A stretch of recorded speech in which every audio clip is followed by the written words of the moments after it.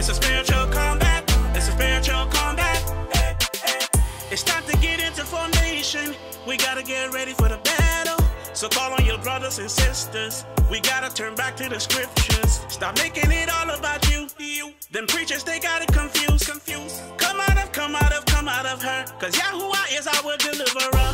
Don't be ashamed. Don't be ashamed, cause nobody's perfect. We're called by his name. We're called by his name. Seek him to be worthy. We should be coming together.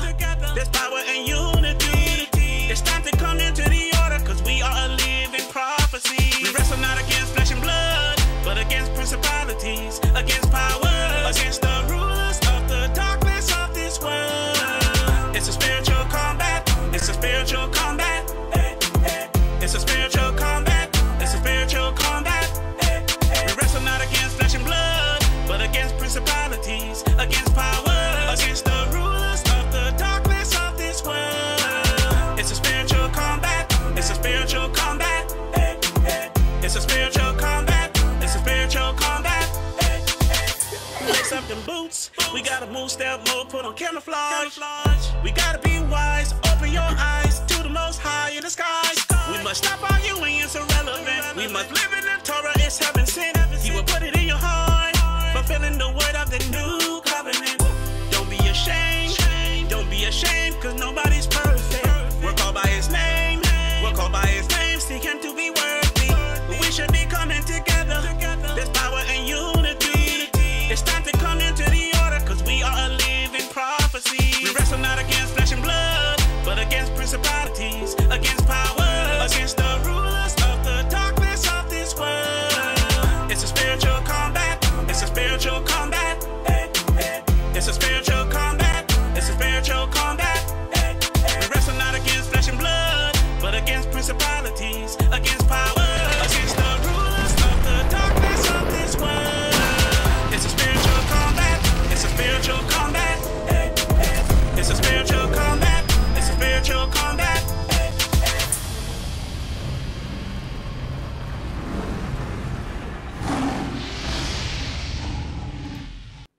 Shalom, shalom, shalom. It is Michael Israel, and you are watching Spiritual Combat. As you could tell by the title, title of today's lesson is Getting Your Mind Right. So what we're talking about is the actual process of getting your mind right. Okay? And what I'm going to put up here on the screen is I'll let you read it while I got to get something set up here in the studio, but I'll let you read this real quick. All right, because that pertains to what we're going to be talking about today. And I thought it, I just came across it when I was cruising through Facebook as Hebrew Israelite congregation. I think it's Congregation of Atlanta. They shared it. Sister had posted that, and that is so applicable to what we see going on today. And it's also it's also the problem today. You know what I'm saying? It says you are not responsible for the programming you received in childhood. As an adult, you are 100% responsible for fixing it. And that's just a realization we have to come to. It's a cause of a lot of I'll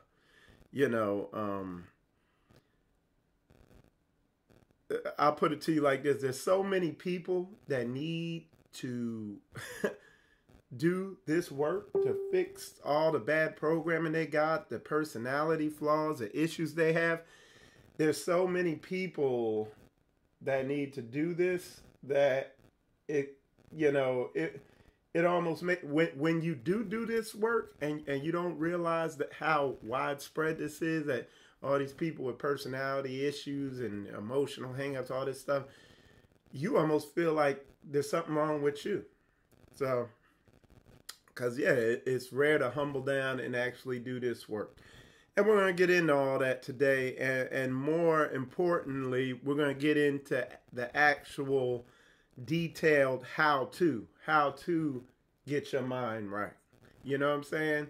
How to get in the trenches and do the dirty work of growing internally, or like I excuse me, like I always say, clean the inside of the glass. You know what I'm saying? Like Christ said, he said, first clean the inside of the glass, then clean the outside.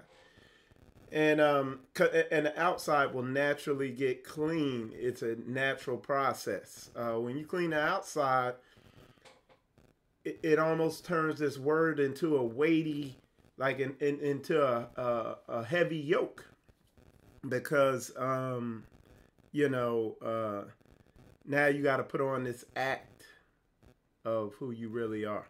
Okay, so let me say my shaloms, because I see y'all coming on in there steadily. You know, it's 8 o'clock, so I got started a little early, I think.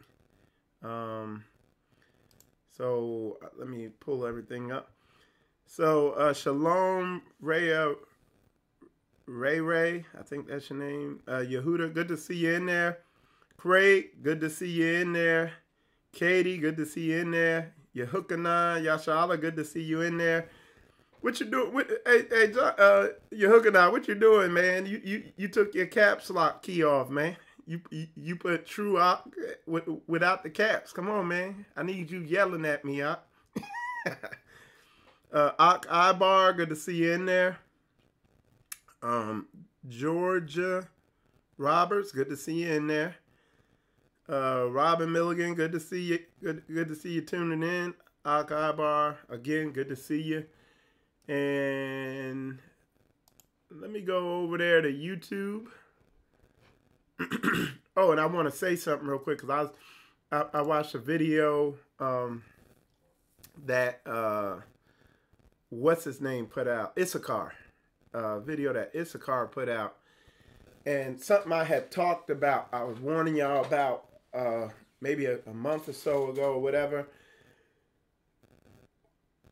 And you know, I'm a black nerd with this technology stuff. You gotta, I'm telling you, and I'm gonna say it again, I'm gonna do a whole video on, you gotta be careful and tell your leaders this. You gotta be careful what you say on Facebook and YouTube from here on out, especially after that shooting at that Jewish synagogue.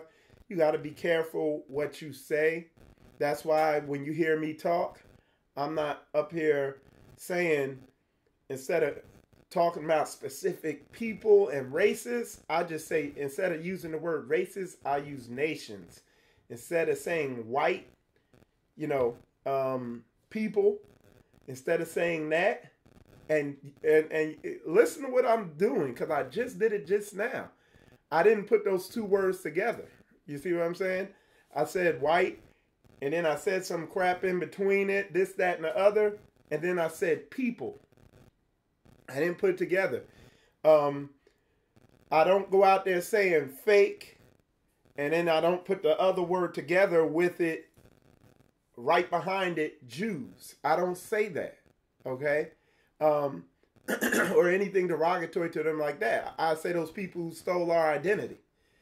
I call the white, you know, I call them these heathens that we live amongst, or these heathens that we are under the oppression of, or this Babylonian system that we are a part of.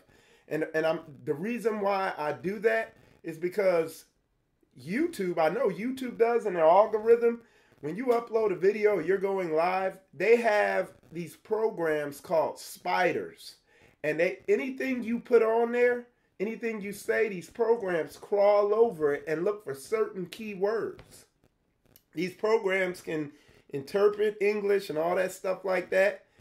And they crawl over any content you're live streaming or you put on the YouTube, and they flag it if you say something, certain keywords. And it was about a year ago, they sent a thing out, a policy on hate speech. Okay? So, again, we have to be wise as serpents and harmless as doves. So, what I try to do is just speak in biblical terminology. That's it. All you got to do is say the word the way the word's written. You ain't got to put nothing extra on it to, you know what I'm saying, and talk about specific races and the way they describe them today. Just describe nations, because that's what they are. And, you know, ox know what you're talking about. You know what I'm saying? So, yeah, shalom to y'all over there watching on YouTube. Shalom Beverly, good to see you in there. Shalom Smoking Fire. Shalom V Miller. Antonio, shalom, good to see you in there. Veronica, good to see you in. I appreciate you coming on. Okay, shalom Katie, good to see you in there. And I see my cousin in there. That's my fam, real cousin, Perry. Good to see you in there, man. I'll be up north next month for the movie premiere. So hope maybe you'll come out there to it. Zafar, good to see you in there. Samantha, Trina, good to see y'all watching. So what we're gonna do, we're gonna get into this thing. All right. Good to see you in there, Shauna. I think I pronounced your name right. Shauna, yeah. Shalom. Naomi, good to see you in there. Okay. And Sister Hicks, good to see you in there, sis. We look, me and Sister Cora, we're talking about what we're going to do when we get up there in New York. We were talking about, we're going to hang out with you, man. We're going to hang out when we come up there. Maybe do dinner or something. So Sister Cora is figuring out where she wants to go. All right, so let's get into this. Getting your mind right. The actual process of it. Like I said, I'm gonna pull up what I had up earlier. Okay, it says you are not responsible for the programming you receive in childhood. As an adult, you are 100% responsible for fixing it. And in a way, what they're really breaking down is the grace of the Most High Yah. Okay, you know, he's patient with you working through this stuff, but you know, his patience and long suffering has a time limit. You know what I'm saying? All right, let me find my lesson. I had it up here. I think I went to surfing around on the internet and lost it, but I'll pull it back up. All right, let's see. But one of the main hindrances to, like, a lot of people, they have negative patterns, painful patterns, patterns that cause them undue problems in their life. And one of the major issues to not being able to overcome those patterns is pride. Pride had me for all the way up to I was like 27. It just had me kind of making excuses about issues that I had, you know, until the issues got so painful and so humiliating.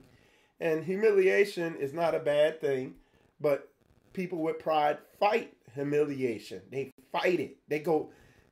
It gets them angry. They'll go to war against being humiliated, and in their pride, they'll keep fighting and lying to themselves. You know, when it's the Most High's way of showing you yourself. Humiliation, getting humiliated is a mirror, okay? And when you humble down and you develop a spirit of boldness and you're willing to face humiliation. When I say humiliation, hey, this thing messed up. I screwed it up. In the back of my mind, I know, you know, it's my fault. It's like you're the common denominator. Every problem you got in your life, there's one common denominator in it, and that's you. You see what I'm saying? And when you really learn that, and you're really able to humble yourself and really willing to look at any messed up thing or anything in your life that bothers you and look at your part in it, that is when you really begin to grow, and that's when you really begin to walk in the blessings of this word. Okay? Your hook and I put, it takes a continual process of transforming and renewing of the mind. You see what I'm saying? He got a better vocabulary than me. See, I couldn't, it took me all them words. He just boiled it down to one sentence. You see what I'm saying? But yeah, I really can't speak on it any better than that. It's a continual process. And instead of a vicious spiral down, it's the exact different. It's a spiral up. And it's constant elevation. You keep improving. Okay? And he said progressive revelation. Okay? And it takes humility to be able to do that. It takes to be able to receive correction. And it's something I always say, the more personal, the more universal. I know the way it feels when you get corrected. And that most people's problem is they can't sit still when they getting cut. It's like, I got cut a couple weeks ago hard. And it was like, I felt that thing in there moving. I was like, sit still. You know, sit still. Take that cutting. Because that's facts. You know what I'm saying? The other thing is after you go through this process, after you went through the process of getting cut a bunch of times and people correcting you on stuff and stuff like that, and you grow in this, I always say you develop, it strengthens your spiritual discernment. Okay? It develops your spiritual discernment to the point where it can be, sometimes I ignore, and I began to stop doing it, but sometimes I ignore my spiritual discernment because it's like, whoa, that can't be right. And sure enough, it's right. Because I see a lot of grown men, a lot of people who call themselves leaders wrestling, they got baby spirits, okay? They're spiritually undeveloped in key areas. And it's scary that they put themselves in positions of leadership when they're wrestling with those areas. And like your hook and I said, it's progressive revelation. Is admitting to yourself, hey, I got work I need to do. And I'm telling you, I'm constantly growing. I got areas that I'm constantly growing in. But as you grow, you see people. These people will be 60, 70 years old, but in spiritual years, they're 15. They're 10-year-olds. They're throwing temper tantrums and have behaviors and responses to certain situations like 6-year-olds. Like you see them, you can watch their reactions and behaviors and stuff, and they literally like that. And then where this becomes manifest, where this comes to the surface at, is in a relationship.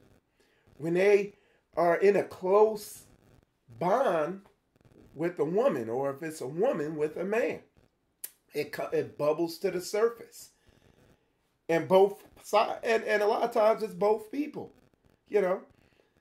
like a relationship is the crucible, I guess. That I think the crucible is the thing that they boil the impurities off the gold in.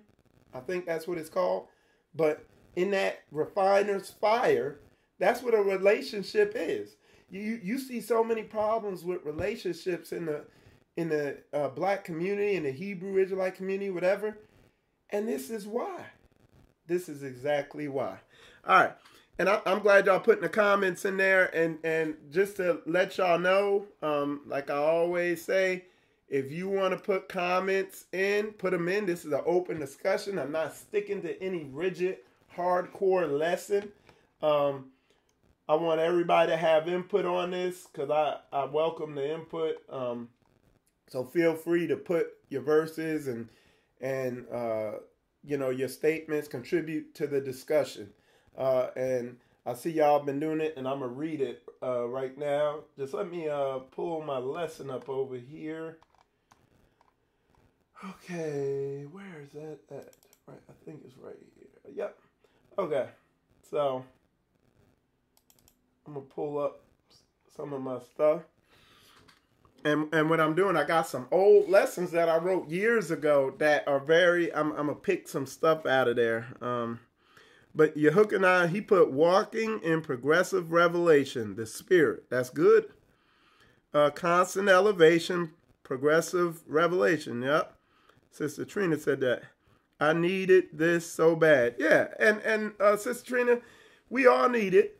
And like I said, I try to teach on the elephants in the room because, what I'm trying to do is, I notice there's a lot of teachings on kind of symptom-based stuff, the results, the symptoms, but I'm trying to go right to the actual source of the issue.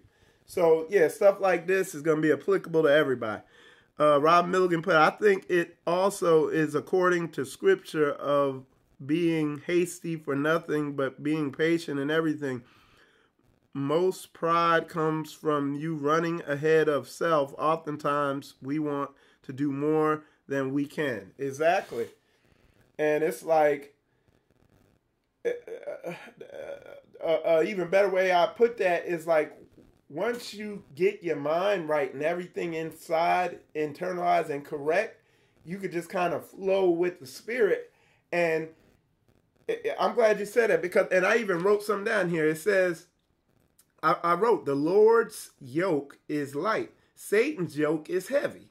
Okay? So you see a lot of these people who don't got their mind right, where they're trying to do, they're trying to build, they're trying to make and force and manipulate and do all this stuff, and that's Satan's way. The Most High, y'all, his yoke, his burden is easy. It's not a heavy yoke. You just say the truth and let it sit there. And if they like it, they like it. If they don't, they don't. Oh, well. You know, Satan's yoke is heavy. You got to artificially do all this stuff and cover up her and all this. And it's burdensome. It's a burden. Okay. Craig Flowers put, he posted Romans chapter 8, verse 2. He said, for the law of the Spirit of life in Jesus Christ have made me free from the law of sin and death. Okay? And let me break that down real quick. If you do what the law, because I want to make it real basic, so it's not, people read over this sometimes, but I want to make it real basic. Literally, if you do it the Most High Yah's way, the result is going to be a good result, otherwise known as a blessing. If you don't, if you do it your emotional way, and it's not lined up with the way the Most High Yah, the result is going to be a bad result, a negative result, a curse. So, for instance, if you humble down and you begin looking at your issues like the word said, and getting yourself aligned with the word, you're going to receive a blessing. You're not going to be stressful. You're going to overcome behaviors and, different emotional issues. The word will walk you through getting that right. You know, I say it every lesson, a good place to start is Proverbs. And also the book of Ecclesiasticus. That's another good place to go. Sirach in the Apocrypha, otherwise known as Sirach and Apocrypha. Those are two good places to go to begin to do this. So where it says, for the law of the Spirit of life in Christ Jesus have made me free from the law of sin and death. A lot of people think that's some magic thing and all this. No, it's what I just said. It's using this book as a mirror to get yourself right, to clean the inside of the glass.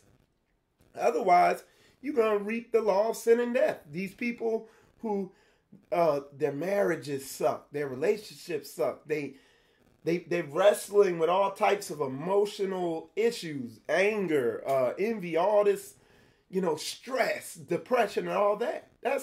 You're reaping the law of sin and death. If you sin, it's going to reap death. It's going to be negative curses. So this book, what I'm trying to show you, this book is real literal. With the wickedness of that Christian church, of that Greco-Roman Babylonian system of religion, is that they just try to kind of spiritualize this and water this down. So you got this Disney World, bubblegum thing of, okay, if I feel good when I say this scripture, then that means I'm right. No, there's literal, practical work that needs to be done to get yourself right. So this is a heavy scripture when you really look at it. It says, for what the law could not do, in that it was weak through the flesh, God sending his own son in the likeness of sinful flesh, and for sin condemned sin in the flesh. So there's certain things like for me in my spiritual walk, there were certain things like the pornography addiction, okay, that I couldn't overcome. Like, I didn't have the willpower, I didn't have the power to overcome that. But what I do, I prayed fast, I supplicated, to Yahusha, to the Mashiach, for Yahuwah's help, for God's help, okay? And he took it off me, okay? Because I humbled myself, and I was supplicating, I was begging and all that. And he gave me the power to overcome that. Because there's certain things, and I see people, man, I'm telling you, man, I see people, it's so obvious. I be watching them. And the most obvious place where you can use spiritual discernment and see people wrestling with all types of issues is Facebook, man. You just read their posts and you be like, man, there's something going on with that dude. You know what I'm saying? But there's certain issues that you can't will them away. Addictions, spiritual strongholds in your personality, stuff like that you have to prayer, fast, and supplicate to get delivered from. So that's a heavy scripture. A lot of people really I don't think they understand it, the depths of that. You know what I'm saying? All right. Thanks, Sister Trina.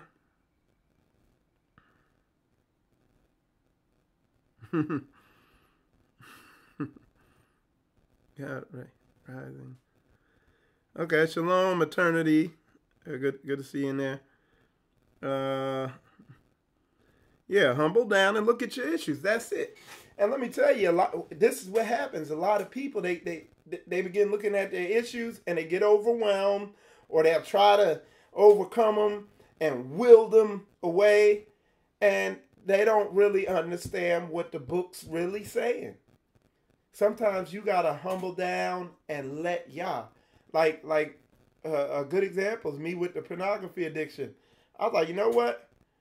I said, I'm not going to try to stop looking at this because I can't. I was like, there's something spiritual going on with me, some type of demonic possession or oppression. I was like, I ain't trying to fight this, because I became aware that it was something real powerful keeping me locked into that thing. I said, I ain't going to try to stop. I'm going to just keep looking at it. But what I can do, I can pray. I can stop eating. I can turn this plate. I can stop drinking. I can stop going out to these clubs. I can't stop watching TV. I cut anything out I could and prayed and really earnestly, humbly begged him to get that thing off me. And the next thing you know, 3 weeks went by, 4 months, 4 years. You know what I'm saying? And that's when y'all can throw the scriptures in there, but that's book. All right, so Craig, but Romans 7:25, I thank God through Jesus Christ, O Lord. So then with the mind, I myself serve the law of God, but with the flesh, the law of sin and death. Yeah. But you can overcome that. In your weakness. Yep. You got to be humble, man. That pride will cause you to not admit you're weak, okay?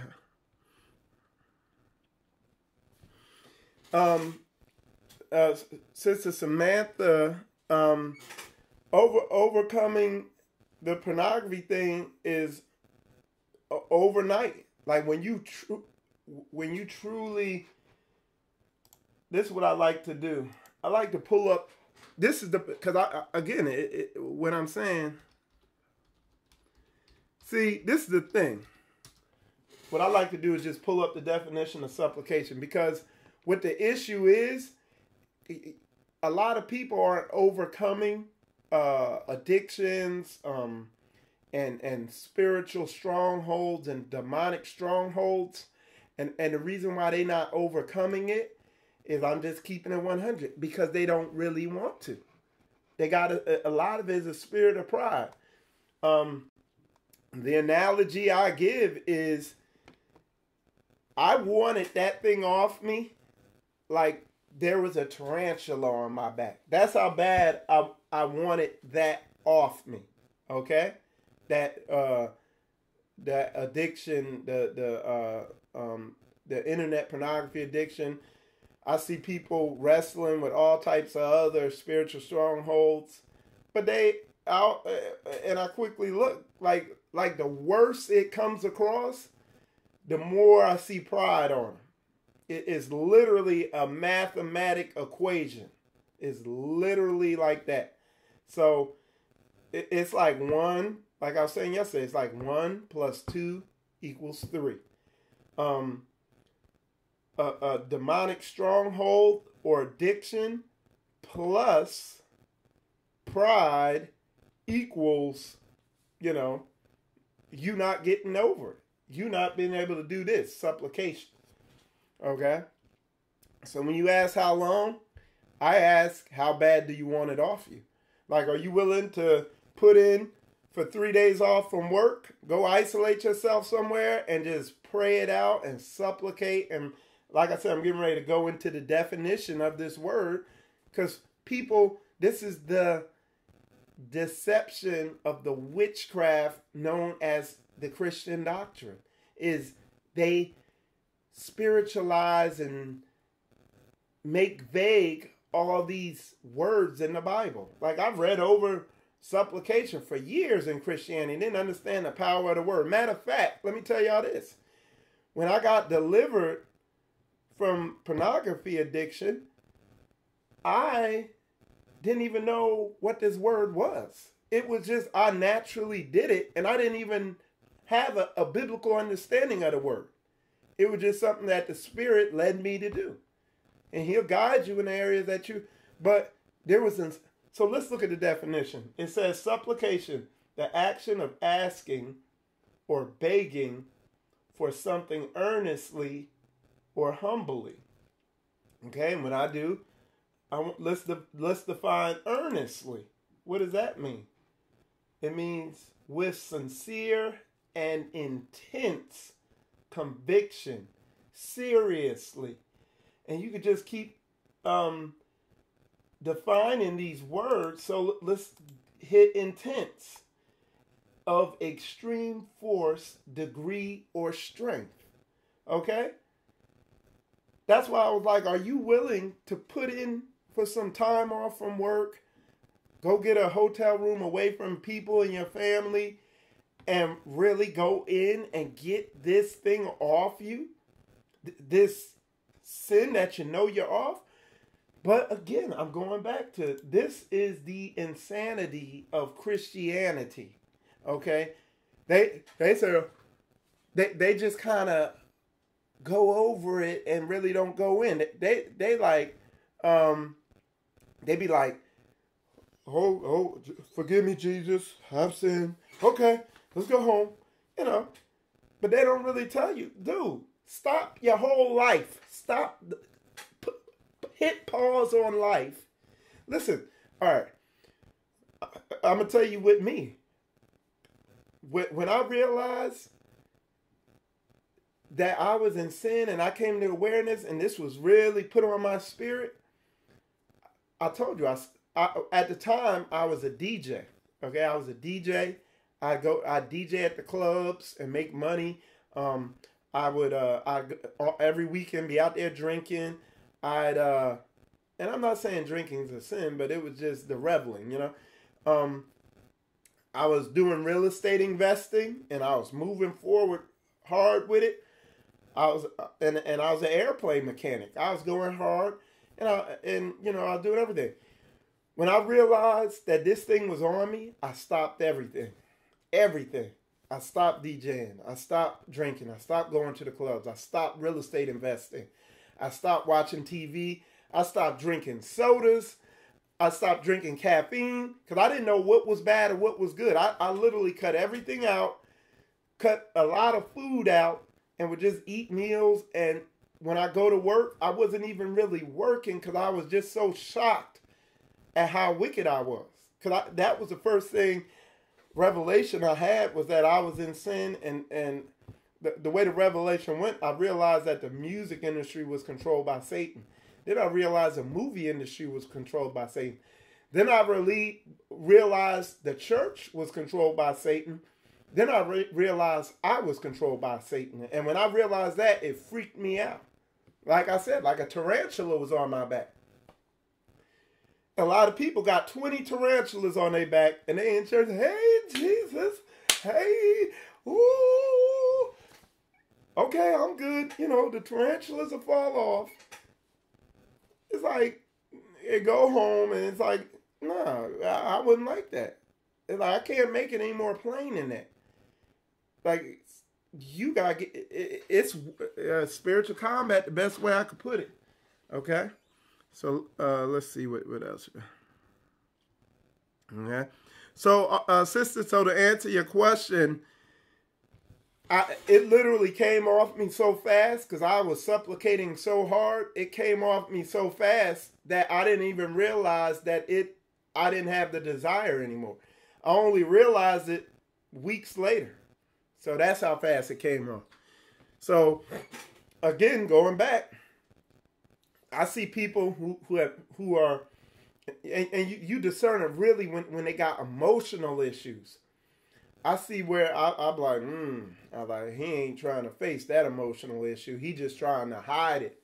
And folks be trying to hide it, but it just be popping out in crazy ways. And they be looking crazy. You know what I'm saying? So, all right, let's see. So, addiction or a spiritual stronghold can be something that someone is choosing not to get it off them, not going to war with it. That's why everything, I make sure there's always a reminder of war around me. I'm always wearing something. I got camouflage shorts on. I don't know if y'all can see it. I got on camera. I always got something reminding me that I am in warfare. I got my fringes on. I'm trying to get fringes sewed on every shirt I got. But I always have something around me reminding me about warfare. That's why I'm always wearing camouflage or something. Because you have to be a soldier out here. You are in a war. The Bible is a book of war. Everything's taken by force and killing all through the book. And then what these clowns, these people who sitting here trying to go against the New Testament, I know they laden in sin. Because if you can't see that the whole New Testament is just tying in, it's just summing up and internalizing everything that was taught in the Old Testament. The New Testament showing you, look, get your mind right, like we've been saying all through the book. Yeah, we are in a ugly war, and if you're not grounded in His Word, these spirits and Satan is so deceptive. Satan way older than you. He way wiser than you.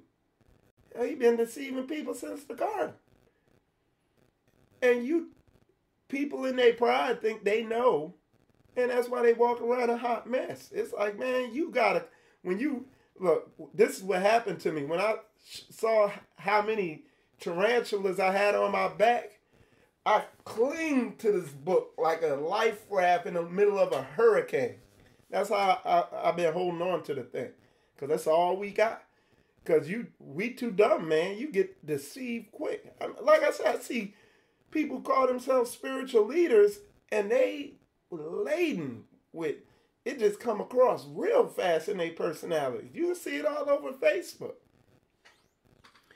So, yeah, overcome it with Yah. That's right. You have to work faith without works. Yeah, exactly. Faith, and that's, man, I gotta say it again. Faith without works is dead. And people don't understand. They just spiritualize that, kind of emotionalize whatever it is they do with it. They don't understand the practicality of that. It's like people they're not doing the works of getting themselves, overcoming these personality issues. That's why you got so many crazy people who call themselves Bible believers or whatever. You got to really, you see what I'm saying? Is a lot of people got faith. They stating, oh, I got faith. Yeah, I got faith. Yeah, you do. You just said it. That's why you got, but you ain't got no work. So you dead. And that's why you see a lot of dead people walking around. Really, pride. I've been praying and fasting at points, but I'm still finding it hard. Oh, I didn't say, I'm sorry about that. Yeah, that's something else I didn't say. It's hard. It's hard, but it's like, how bad do you want it off? Because, let me give you an example, man. If I say, hey, like, getting people claim they so much about this word and they so into it, and through my Hebrew Israelite walk, I know that's just bullcrap, because a lot of people, you can't even get them to show up to an event or show up on time or anything like that. But if I told them I'm giving out $1 million to the person who gets here on time, they'd all be there an hour early. People are full of it. I wanted this just like somebody would want $1 billion. That's how bad I wanted it off. Look, people really don't want this. People don't really want it off them. I know how to spot people full of crap and full of pride. They want $1 billion more than they want to get these spirits off them. I know y'all know that's 100.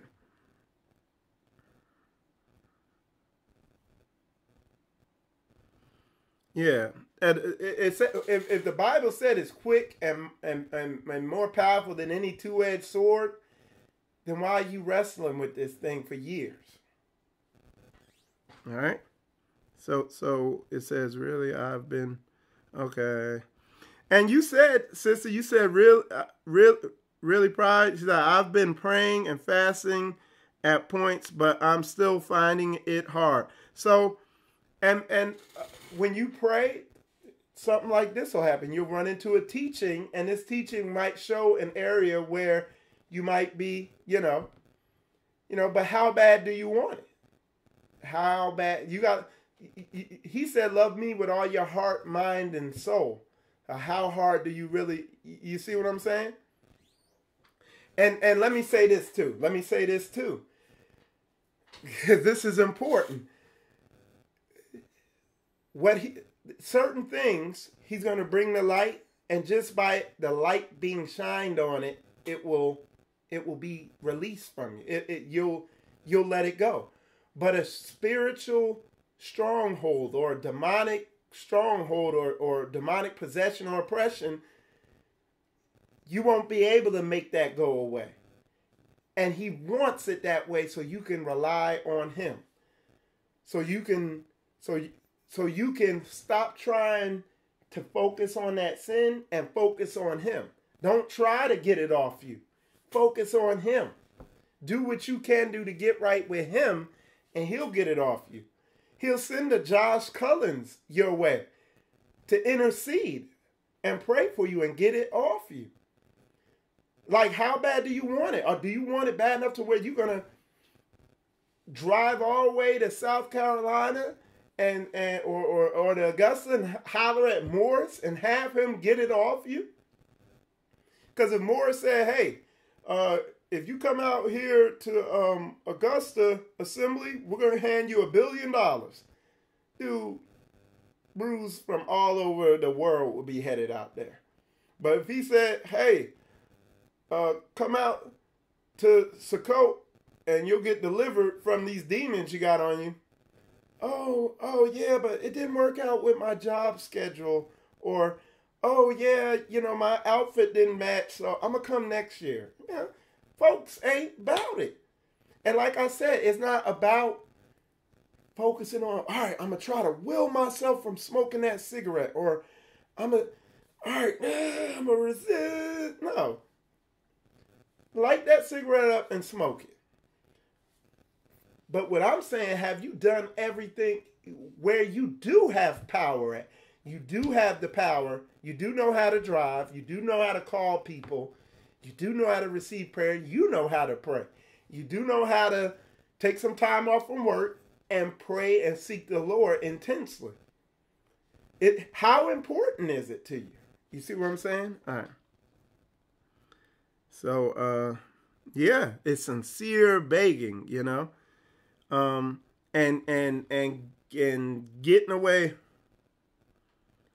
All right, y'all get it. I see y'all get it in there. Y'all getting it now.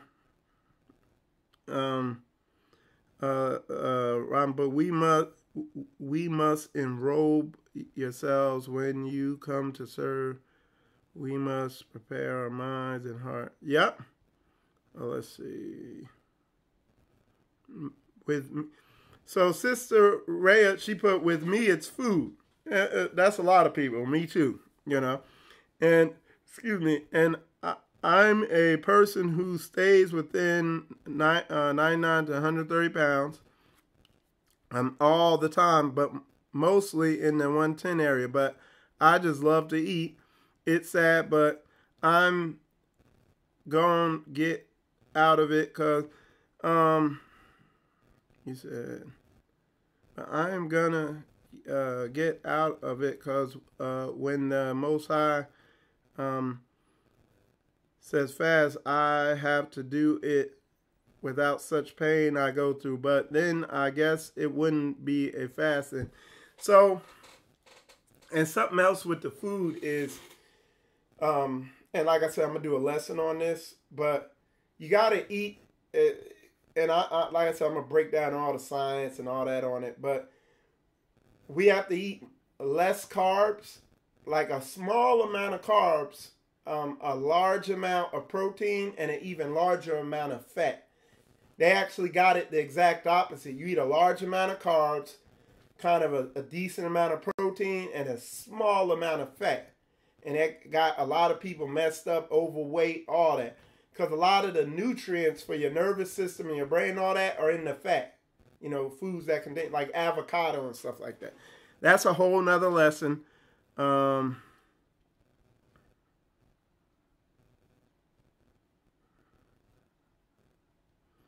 Let's see what else we got here. Craig put, can the fig tree, he put James chapter 3, verse 12. Can the fig tree, my brethren, bear olive berries? Either a vine fig, so can no foundation both yield salt water and fresh. Who is a wise man and endowed with knowledge among you? Okay?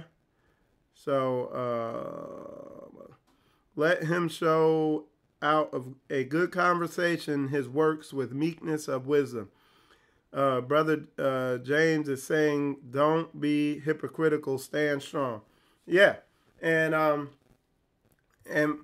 if you want to see a perfect, if you want to see a perfect example of the quintessential definition of what being a hypocrite is, look at these Christian pastors, they sitting there touting this book, but then they celebrating Christmas. You know, it's a perfect example of it. They're perfect hypocrites, like prideful hypocrites. And a lot of them, and believe it or not, a lot of these pastors out here know all this truth. They know who we are. They know they ain't supposed to be doing that, but they're getting after that paper, boss. All right.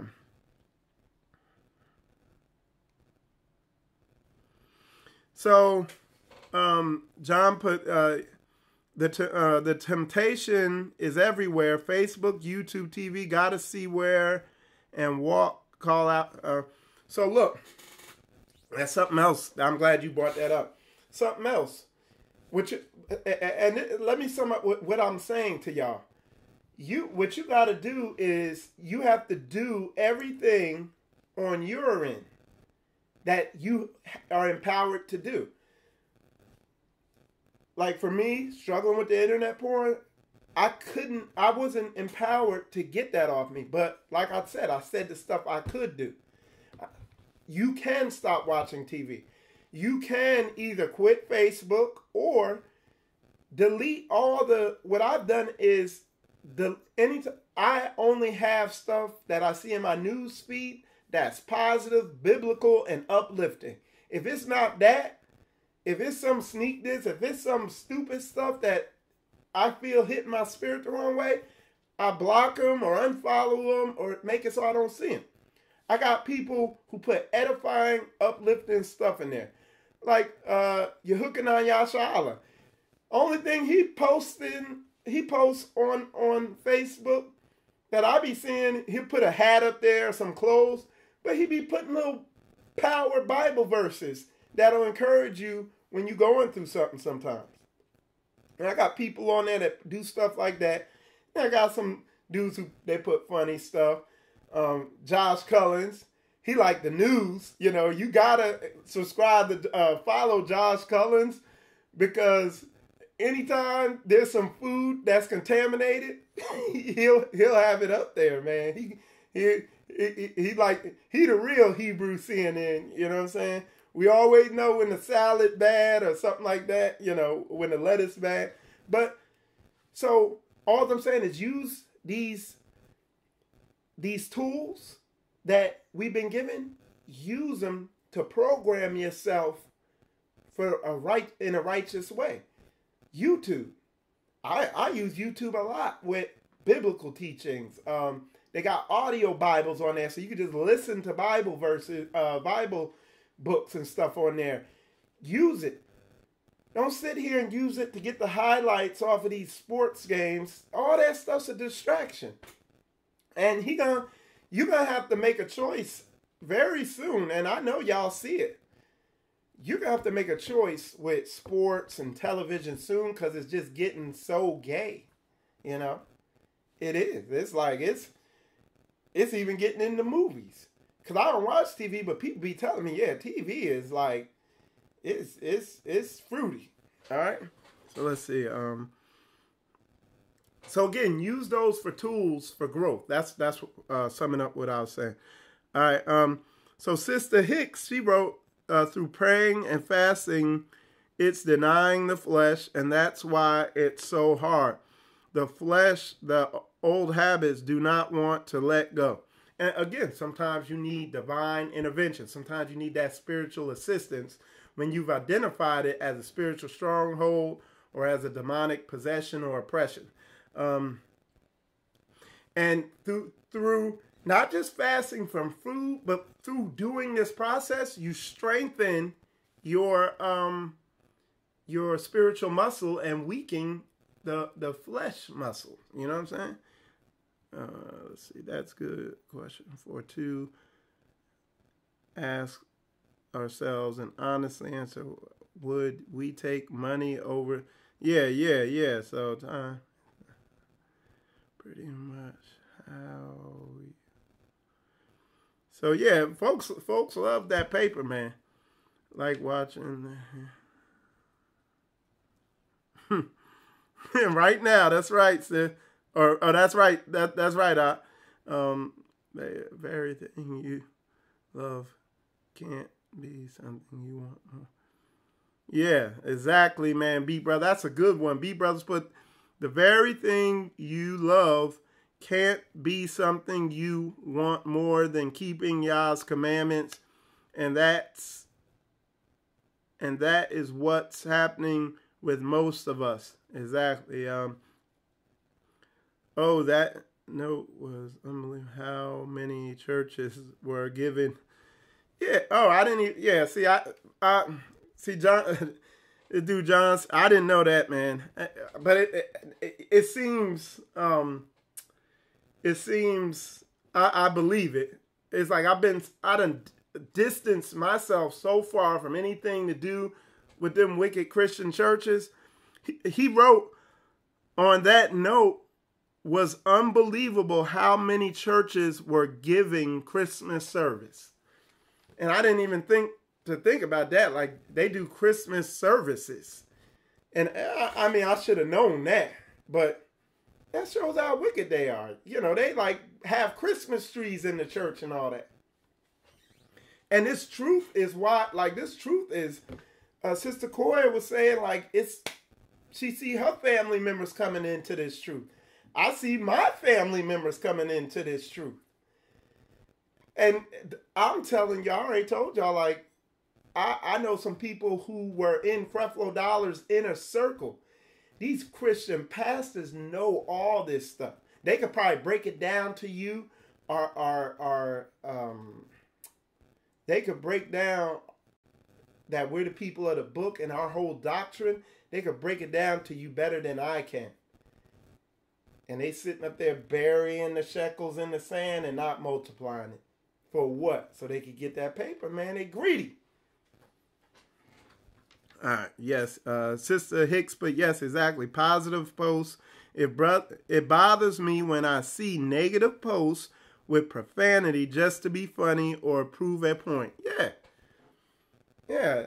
I don't, I see you get a lot of people throwing a girl with a big old butt on there trying to, we shouldn't dress like this. Yeah, but why you post some girl with a big old butt up there like that? Block. Yeah.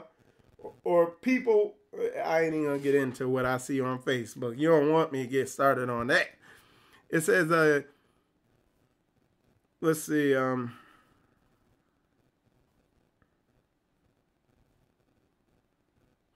so Craig Flowers put a good scripture in there. He said, Romans 7 verse 12, he said, wherefore the law is holy.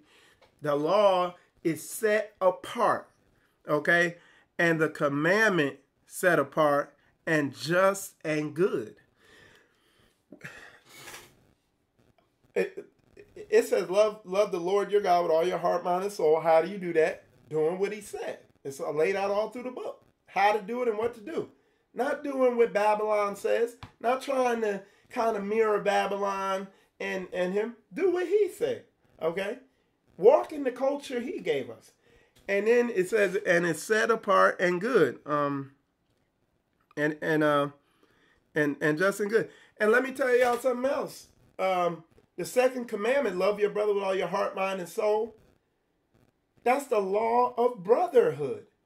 And Proverbs and Ecclesiasticus, otherwise known as Sirach and the Apocrypha, are two books that intricately break down the law of brotherhood to the minute details, to where there's no stone left unturned, there's no confusion. And that's why I be watching folks, and they so hypocritical, and they don't know. Like, I could tell you didn't read Proverbs because you're not walking in the law of brotherhood. You ain't dealt with yourself. You got personality flaws. So you can see it. It's like very simple and obvious. It's crazy out there. Yeah, B brother put Creflo Dollar man had a sponsored video just to invite people to Christmas service. Wow, dude. These dudes, man, people don't understand how off that churchality is, that whole structure. And it's in your mind. like I see people try to set it up in the Hebrew Israelite community. That whole setup of church where you got this pastor who's over you. He's over you. He's an overlord. He's not a leader. A leader shows you how to do something. He does it first and he shows you. That's a leader. An overlord or an idol is somebody who sets himself over you for you to worship him. That is what is so insidious about these church structures. All it is Catholicism. Your pastor is just another pope. It's that same structure. That's why the deception is so heavy. And I'm not saying somebody can't be the leader. Like, if spiritual combat ever does something, I'm going to be your leader. I'm going to lead. I'm going to do it first. Like, I got delivered from internet pornography addiction first. And now I lead people and show them how to overcome it. I don't, like that video I kept running yesterday, I'm not over there, kneel before God and submit to my authority and come under my rule. That's what these churches is doing. They want you to idolize them. You can't, that's what IUIC is doing. Okay? That's what, it's all through, and it's just people bringing over Babylonian pagan worship. They bringing it into the Hebrew Israelite walk. And they're not being leaders. They're being lords. And when I say lords, I want you to understand the context I'm trying to use that in. They're trying to put themselves as people you have to submit to and obey instead of leading you. And if you decide not to go, boom, you go over here. But a lot of these leaders, you go over here, they trying to guilt you into coming back with them and force you. It's a thin line between that. You got to spot that. And that's book. That's why I be telling y'all, man, read Proverbs and Ecclesiasticus. Thanks, Trina, for posting that in there so people know the spelling of it, you know. Yeah, y'all put a lot of stuff in. All right, it says, it's a pitfall. I used to love it. Y'all had to just about, he did have to slap Christmas out of my hand. Yeah, because Yoshiyahu broke it down real good. He was saying it's, what do they call that? The Christmas spirit or something? It's a spirit. Because what? That time of year comes back and these emotions and memories come in. And it's the most joyful this time of the year. And it's when suicides are at their highest and people are going in debt and folks get the most stressed. It's wickedness. And these churches push it, man. I don't want to have nothing to do with it. So it says, that's how much I was determined to do it before I came into the truth. But I found out I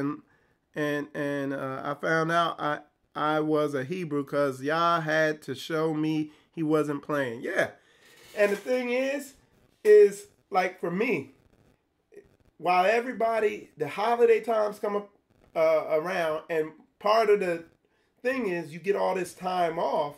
Well, I use that time. Y'all see, I done been traveling, getting this word out, revamping my show. This is my busy season. This is where I'm going the hardest, pushing this word for it, because I got the Most High Yah gives me time, and I use that time for kingdom work. Like this is the time we need to be getting kingdom work in. This is the time we need to be doing Hebrew conferences. Like that Thanksgiving weekend, we should be having big Hebrew conferences since everybody's off. Being there strategizing on how we're going to build this nation and stuff and get this come together on this word, you know? All right, let's see what else y'all put. Craig Flowers put Psalms 119, 1 through 119, verse 141. I am small and despised, yet do not I forget thy precepts. Thy righteousness is an everlasting righteousness, and thy laws the truth. Good. Yeah, Creflo Robin, folks, man. So yeah, Proverbs 28:9. He that turneth away his ear from hearing the law, even his prayer shall be an abomination. Look, these Christian pastors, and they know this stuff, but they abominate that. Them grandiose prayers with all that stuff are abominations. Like, that's why they be praying over you and you still be wrestling with the same sin. These dudes wicked, man. Your hook and I put, churches have a hierarchy system. Yeah. Like the Pope and spiritual dads and bishop this and all this ranking stuff and all that stuff like that. And these dudes will rank themselves. I'm super master apostle chief bishop. And these dudes be wicked. They in the wizard ranking, yeah, that rank is applicable because they high level witches and wizards. And I've proven that in my other lessons. That these dudes be casting spells on you, man. I'm telling you. Let's see, Bill. Yeah. So Craig Flowers, he put Proverbs 19:16. He said, he that keepeth the commandment keepeth his own soul. Heavy, Ak. That's heavy. And people be like thinking, oh, well, yeah, it's talking about the 10 commandments. Yeah, but the second commandment is the commandment of brotherhood. And if you want to know how to walk in brotherhood and all that, you read Proverbs. It breaks that law of brotherhood all the way down to a T. The rest of the book breaks down the first commandment of love the Lord your God with all your heart, mind, and soul. But you see people loving Babylonian, religions more than what this book laid out, more than the book. Okay. So yeah, that's good. Yeah, they be casting spells, man. So let me see, where you at? It says, I love. Oh, yeah. I appreciate that, Sister Lisa. Great idea. Truly moving forward. Yeah, 2019, man. Look, 2019, like, and that's something y'all need to, if you scheduling an event, schedule it over these pagan, like the 4th of July and all that. Schedule your Hebrew event over that. Don't schedule it on a Wednesday in the middle of the month and ain't nothing going on and folks is going, folks, it's tough. Schedule it right over their daggone holiday so folks ain't tempted to be out there sinning. You know what I'm saying? Because, like, yeah, we've been getting that work and, Christmas, we like, shoot, Christmas Day, we had got back into town from Detroit and all that. We were just passed out, relaxing all day Christmas. And then, Christmas Eve, we was traveling through airports trying to get back home. So Christmas was a blur. Thanksgiving, we was doing, I forget what we doing Thanksgiving. We were doing some other kingdom work or whatever. But schedule them Hebrew Israelite events, conferences and stuff, schedule it on their holidays.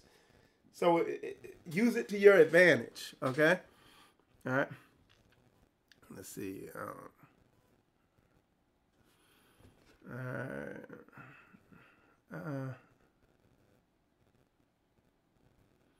Okay, so Sister Lisa's in New Jersey. All right, that's good. Naomi. You said who blocked Naomi Robbins? That wasn't nice at all. What happened? Somebody trying to come on and they've been blocked on what? On YouTube? Let me know if they were blocked on my YouTube channel, Sister Lisa.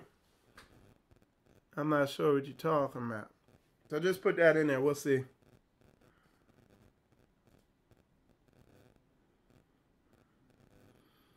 So their idea of brotherhood is being a Mason, and if you don't bow to that, they won't help you, or they will go against you. It's scary. Yeah, and let me tell y'all something else, man.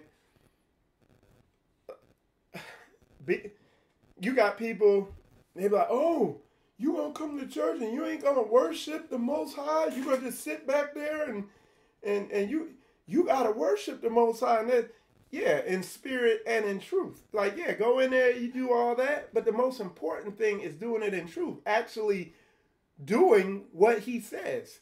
Actually getting your crazy, dumb mind right and lined up with the word.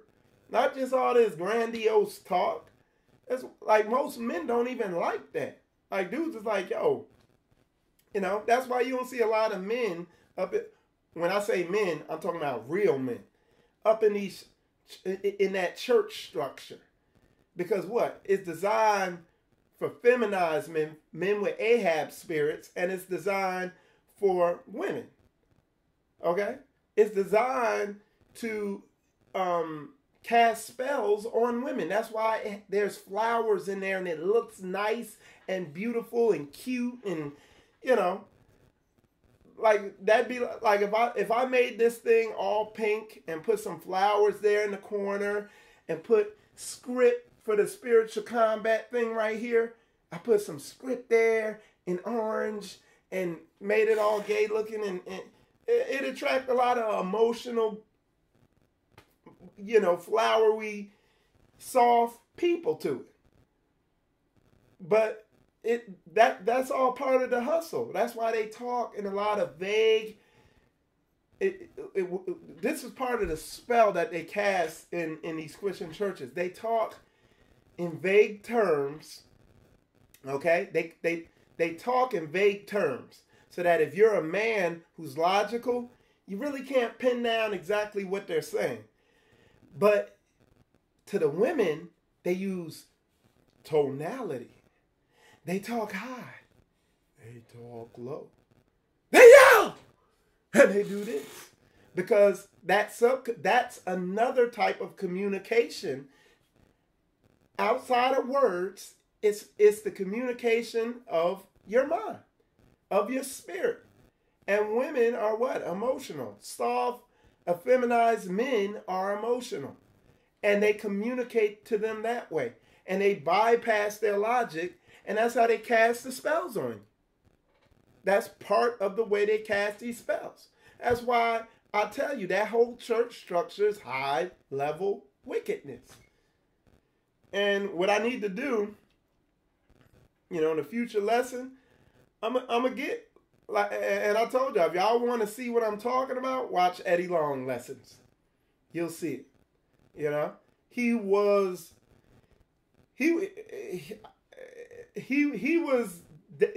on his way to be the highest level wizard out there. And I'm telling you this, I told you can sit there and watch an Eddie Long lesson. I can do it.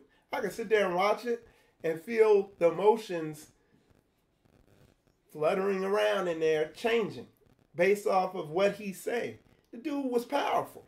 He was a powerful warlock. All right? And you're going to make that paper doing that black witchcraft, you know. But you see what the Most High Yah did to him. All right? Let's see. I thought of around the last minute, the last 7 days, but I still did. Yeah, again, you can't be idle, man. That's something else I want to tell y'all is you got to put that kingdom work in. Figure out where your gift is. Because, again, I got to keep saying it, man. You know, that whole church structure. It's I entertain you and you are at the movies. It's like you're at the movies and you're watching him and he's programming you to give you his money. Well, that ain't book. What did Acts say? They had all things, did all things, you know, they put all the money together and distributed it out equally. You know, it wasn't no overlord. They were operating as a body. Everybody had a different purpose. Okay? So you'll know if you're in a proper structure where you'll be encouraged to, hey, step up, find out what you're good at, and contribute it to this body. You know, even spiritual combat, like, you know, this is a service ministry. If I could cover your event, I'm going to come out and do it. If I can help you get, you know, Yehukanah Yashala, he got a service mindset. He wants to see what he could do to push this kingdom work forward. Same thing with my Malak up in Canada. A service mindset. He wants to put in kingdom work. But because nobody want to bring this out, because a lot of these people out here just want to control you, you don't know this. They don't tell you. They want you to just be a body in the audience. They want you to be fat on the body, and so they can suck resources out of you. You got to discern that, people.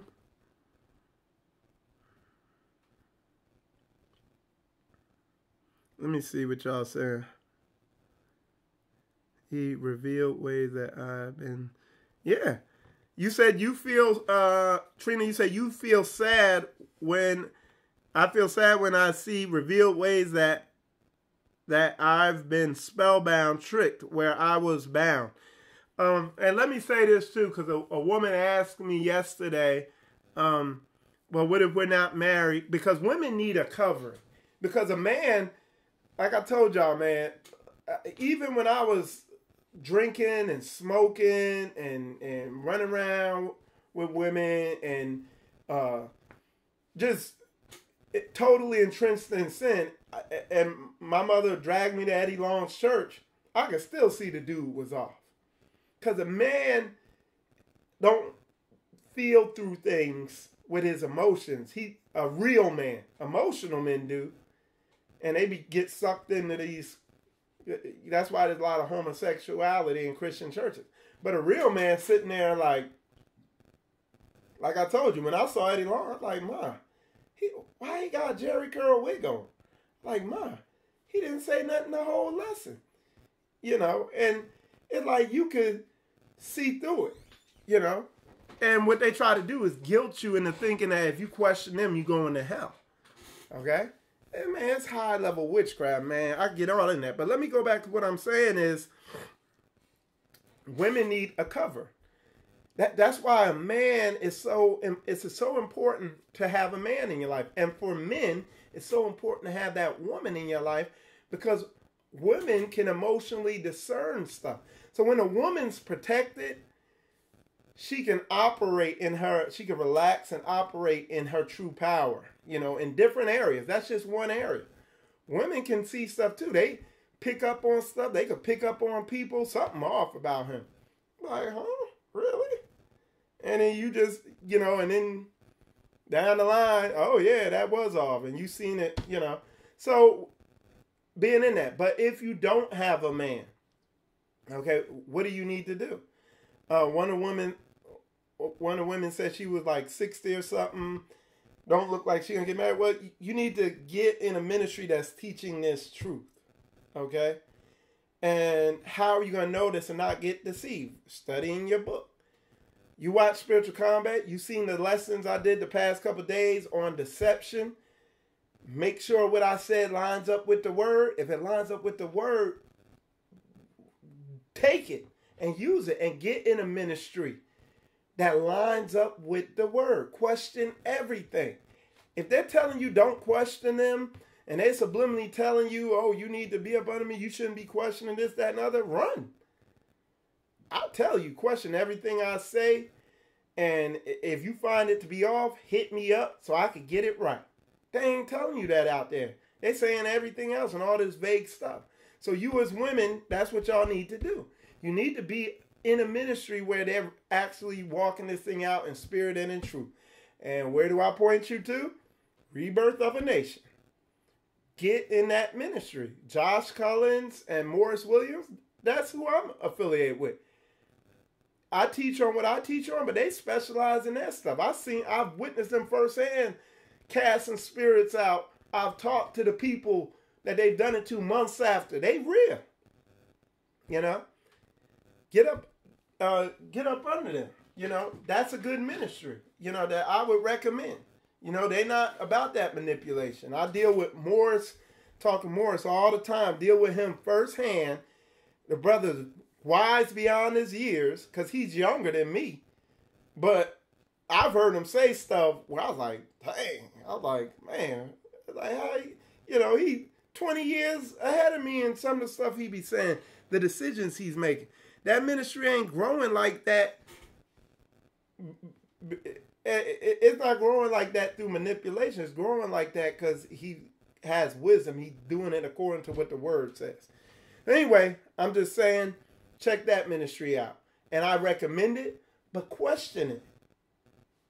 Go look at what they're doing and make sure it lines up with the word. Don't just go because Mike said it, some man said it.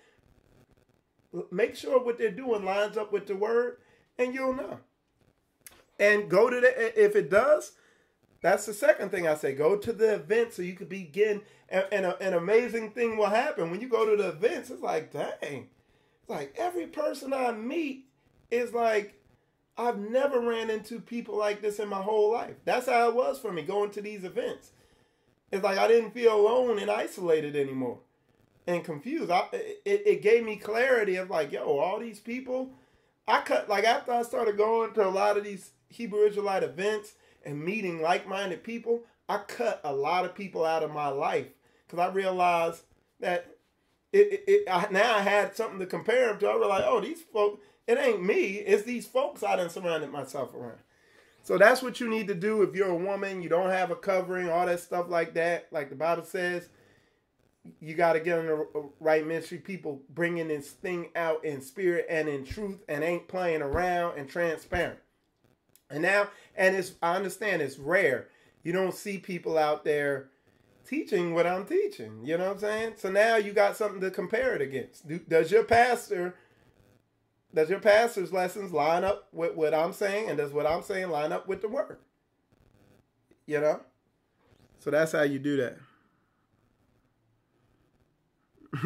So Sister Trina, but I've been wondering why there is so many, and I don't like saying that word all the time, because like I said, they be crawling over this thing. She's saying she's been wondering why there's so many men in these Christian churches with all that sugar in their tank. You know what I'm saying? Sugar tanks up in there. You know what I'm saying? These soft, feminized dudes. She's wondering why there's so many of them up in there, and that's why. It's an environment designed to breed them, okay? It is, the whole structure is fruity. It's a structure designed for that. And people don't realize that's the heavy deception.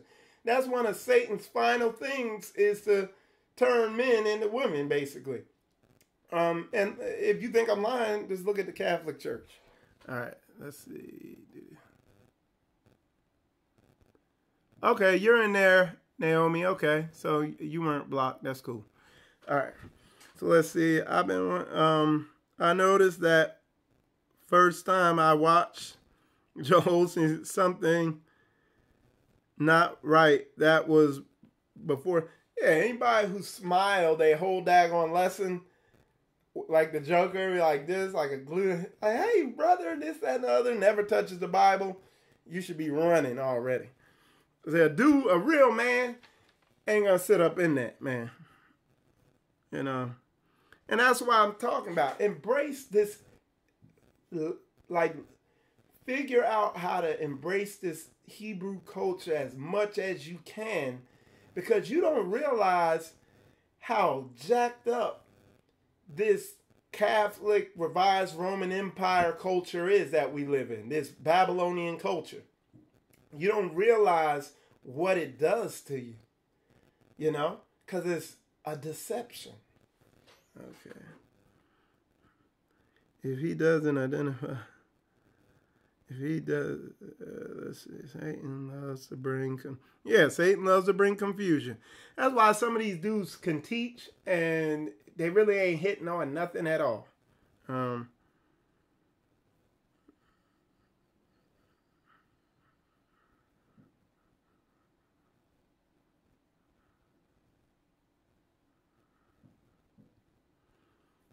let's see. I'm not speaking about after this life. I'm talking about everyday life destruction. What if your marriage was formed before you come into this truth? Well, I mean, Sister Trina, there's that's all of us. You know, that's a lot of people. So say if you're a woman and you're in this truth and you have a man who's not, that Bible verse says, and if one of y'all could post it in there, it says, win him over by your obedience, by being and by being a quiet, shamefaced woman. So, and I'm just telling you, coming from a man's perspective and doing a lot of relationship counseling and seeing this dynamic firsthand, and a lot of women, this is the dynamic you see it all over and over again. The women that are in this Christianity and their husbands not, they go home and be on their husband's butt and just be harassing him, be on their husband's ass, be these big mouth, loud mouth women, and their husband, and they serving the pastor more than they serving their husband. Okay? But that ain't book. That's Babylonian religion and woman worship. But what the book says to do and what the Hebraic culture says to do is, if you're in this truth, win your husband over by encouraging him and being submissive to him. Okay? Don't cook him a meal. Be obedient to what he says as long as it's not a sin. Okay? Shut your big mouth. Don't be yelling at him. And I'm telling you, as a man, you will see an overnight result, immediate result if you start doing that. And he gonna get curious, like, yo, where you get all this from? Why are you acting like this? And he gonna be inclined to come wherever you at. And he gonna get into the truth. I'm just telling you firsthand as a man. But the problem is, a lot of women have been so brainwashed by this culture, they literally cannot do that because they've been brainwashed into thinking they're queen. All right, reverse. Let's go to men. If you're a man and your woman's not in this truth, this is the dynamic with these men. They sit there and just mollywop their woman with the truth. I done counsel people in the IUIC. This is what they do in the IUIC. They be like, put on that skirt. Don't wear pants. Give me all them pants. Light them on fire, throw them on the lawn. Don't eat pork. Obey. Kneel before me. And they go home like that. And then then a week later, they're on the phone with me. Michael Israel? Hey, man, my wife, I need to know how to get her into the truth because it's not working and she threatening to divorce me and take the kid. And he tell me what happened. I be like, man, you about dumber than a box of rocks. I'm like, how did Christ deal with your knucklehead butt when you was out there smoking weed, selling crack, and doing all that? Did he mollywop you upside your head and kill you? You know, no. Like, he was patient with you, wasn't he? I mean, he was firm, but yeah. So it's, that's, so with marital problems, I know I done went off on a rant, but with marital problems and all that and getting that marriage in order, I tell people it's a model of Israel. The reason why a lot of people are going through these marriage issues is because he wants you to feel what he felt when he was dealing with your knucklehead butt and with us as a nation. He wants you to experience that so you can have a greater love for him. Because he was more patient than you are with your significant other. Think about when I tell women, hey, you need to be submitted to him and not chastise and nag your husband, but you need to encourage your husband to be a man and to be masculine and do that. Just encourage him to be that. And women be like, you be seeing them, they be like, does not compute. They be trying, because the brainwashing from Satan is so heavy. The brainwashing from these Christianity is just so insane that it's hard for them to do that. All right? Yeah, exactly, sis. Cook them meals, but just don't cook them no pork chops. He'd be like, baby, can you cook me some pork chops? You know, he'd be like, no, I'm in this truth, but what I can do is cook you some turkey sausage and season it up, and it's going to be great. You know, I'm telling you, it's going to blow a dude's mind. He going to think you getting ready to kill him. When you come home and be like, yes, honey, I'll do what you say. Do you want me to cook you a meal? He going to be like, and then when you put the plate in front of him, he going to be like this. He going to feed something to the dog. And he like, honey, why ain't you eating your food? He going to be looking at the dog. He's like, oh, yeah, I'm going to eat it in a minute. I'm waiting for it to cool down. It's a salad. He's like, I'm waiting for it to cool down. Look, he looking to see if the dog drop. The dog don't drop. He going to start eating it. He going to be watching you. Make sure you ain't get ready to put an axe in his back because it's so crazy. But literally, you will get overnight results if you do that. Now, as a man, you will get overnight results with a woman if you stop. Like, I know dudes, they want to sit down, have a Bible study, and cram external laws down their mouth. This is why you can't wear a skirt. This is why you can't do this. This is why you can't do that. If your woman ain't in the truth and she in a Christian church, y'all can still come together on the spiritual aspects of the word. Y'all can read Proverbs together. She'll love you when you bringing out how to overcome certain issues. There's a good 80% of the word that you and your wife, even though you're a Hebrew Israelite and she's a Christian, there's a good 70% that's internal, that's emotional, that you can help her with and come together on and win her over to this truth. And the other thing is, and you can walk it out. You know what I'm saying? You can walk this out and show her it also, where you're patient. Hey, she want to go out wearing spandex? Okay, don't be like, baby, I prefer if you didn't do that because I don't like, other men looking at my goodies. You know what I'm saying? It makes me jealous. And I'm jealous of you with a righteous jealousy. Yeah, they like that. But when you be like, you're going to hell, B. Take that crap off, you H, and all that. Look at this verse, And then you calling me wondering why she packing up and getting away from me. And you think I'm playing. Some of y'all in there probably laughing, but I'm telling you what I deal with in counseling. All right? I'm telling you. And I'm telling you also the results you could have.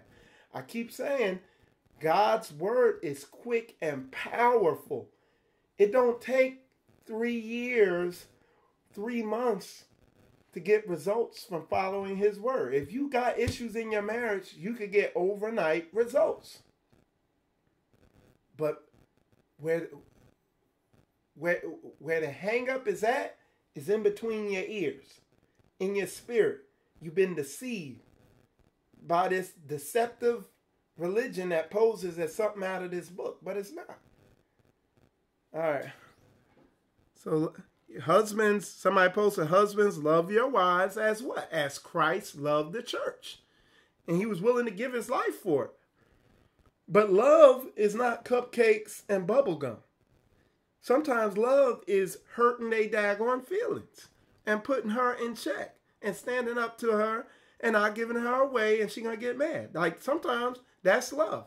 And when a man can do that, women are attracted to men who are willing to do that. That women are not attracted to men who worship them. But that's what these these religious establishments teach men to do. All right.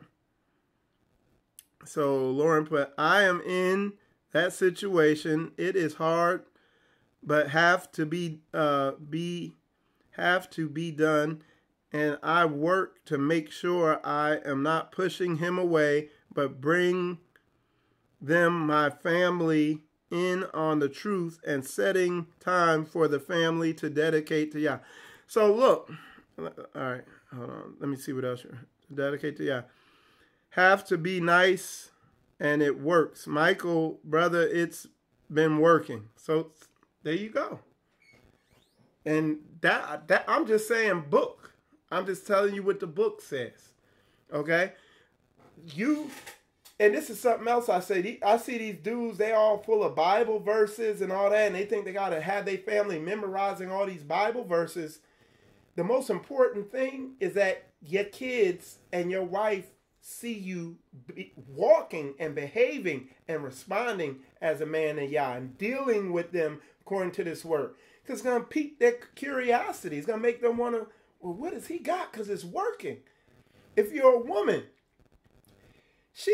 your man know you full of crap because you run your big mouth and you a dragon.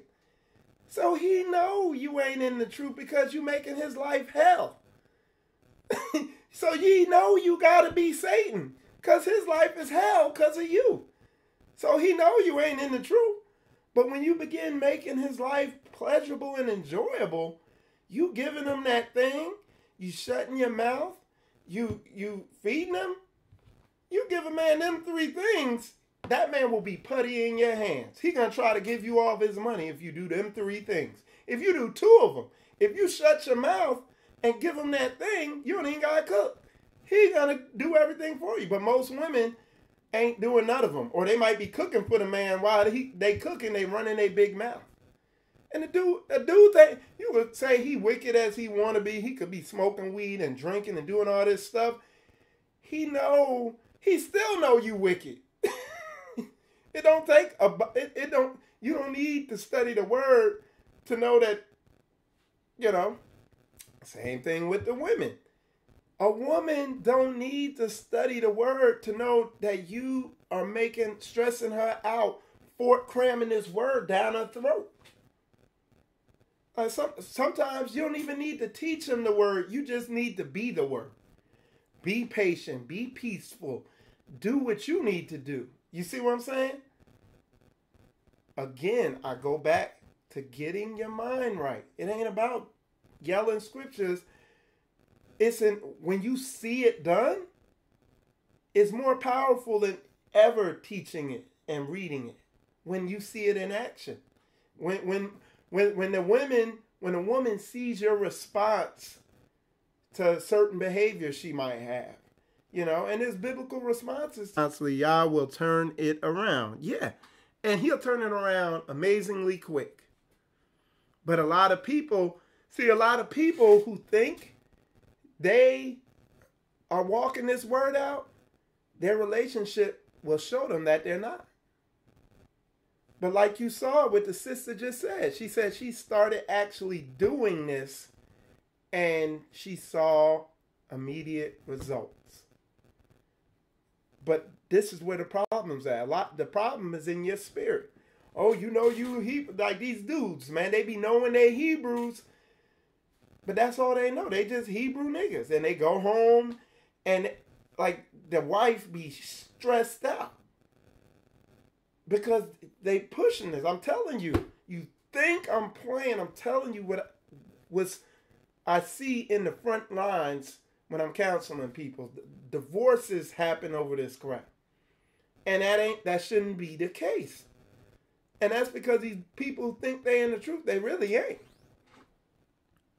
All right. If a man takes on a disbelieving, don't put her aside, but bear them that they may be believers. We must bear one another under the Spirit. And this is the thing. This ain't just, okay, so now I'm going to go home and be nice. There's a way to do this. There's certain tools you use in certain situations, whether you're a woman or a man, I'm not telling you to go home if you're a woman and be like the girl in Coming to America. Whatever you like, But on the same note, don't be a damn dragon and just going on and your emotions is crazy and And he just rather, like the book says, he'd rather be sleeping on the roof in the rain than be in the house with you and your big mouth. You know? Don't be that. And your Christian pastor won't tell you that. Your Christian pastor will not encourage you to honor your husband. Okay? He won't encourage you to do that. He won't encourage you to be a biblical woman. He will encourage you to be a loudmouth, big mouth monster. Okay? And same thing, I'll tell you all the dynamics. And the Christian pastor will encourage the man to get ran over and be a woman. And then the Hebrews, a lot of Hebrews on the other end, turn the man into, from the other extreme, into an insecure macho boy, where he's, kneel before me, woman. And that's, you see the screen get dark when I said that? Look, you see it get dark? He encouraged you to do that. So when in reality there's wisdom that must be developed according to the word. And like I said, I teach all that in biblical masculinity and biblical femininity. I want y'all to say shalom to my wife, Sister Koya. She's over there on Facebook. She just she as you can see, she Shabbat resting because it's 9:30 and she waking up. So you know she looking fine right now because she got plenty of beauty sleep. All right, let's see. Master your role and he will push to live in his, he will. I mean, look, let me tell y'all this too. I'm telling y'all real. This ain't nothing I'm just making up. I'm telling you what happens first line. A lot of times when I tell women what they're going to need to do, or when I tell men what they need to do to get their marriage in order, and they truly realize what needs to be done, a lot of times I get that response like that rich man who came up to Christ, and Christ said, give away all your riches and come in and follow me. I get a response like that. And people are like, well, no, I'd just rather divorce her and break up my family and have my kids repeat this same pattern. Rather than stand up, be a man, endure, stop getting so frustrated and jumping on a woman's emotional roller coaster. Men don't want to do that because a lot of these men soft, man. A lot of these men soft, dude. Okay? And I got a problem with people who understand, like, and I'm patient with dudes because I understand that they've never been taught this. And in doing that, it hurts our sisters. And our sisters hurt our men because all the lies from this culture, this so-called Christianity, which is a lie, that's basically Catholicism, that there's so much subtle deception out there, and it causes so much pain, and especially to us as a nation. So I understand that, right? Okay, so Katie put, what if your 26-year-old son is the breadwinner? I am disabled and not able to work, and he is not in the truth.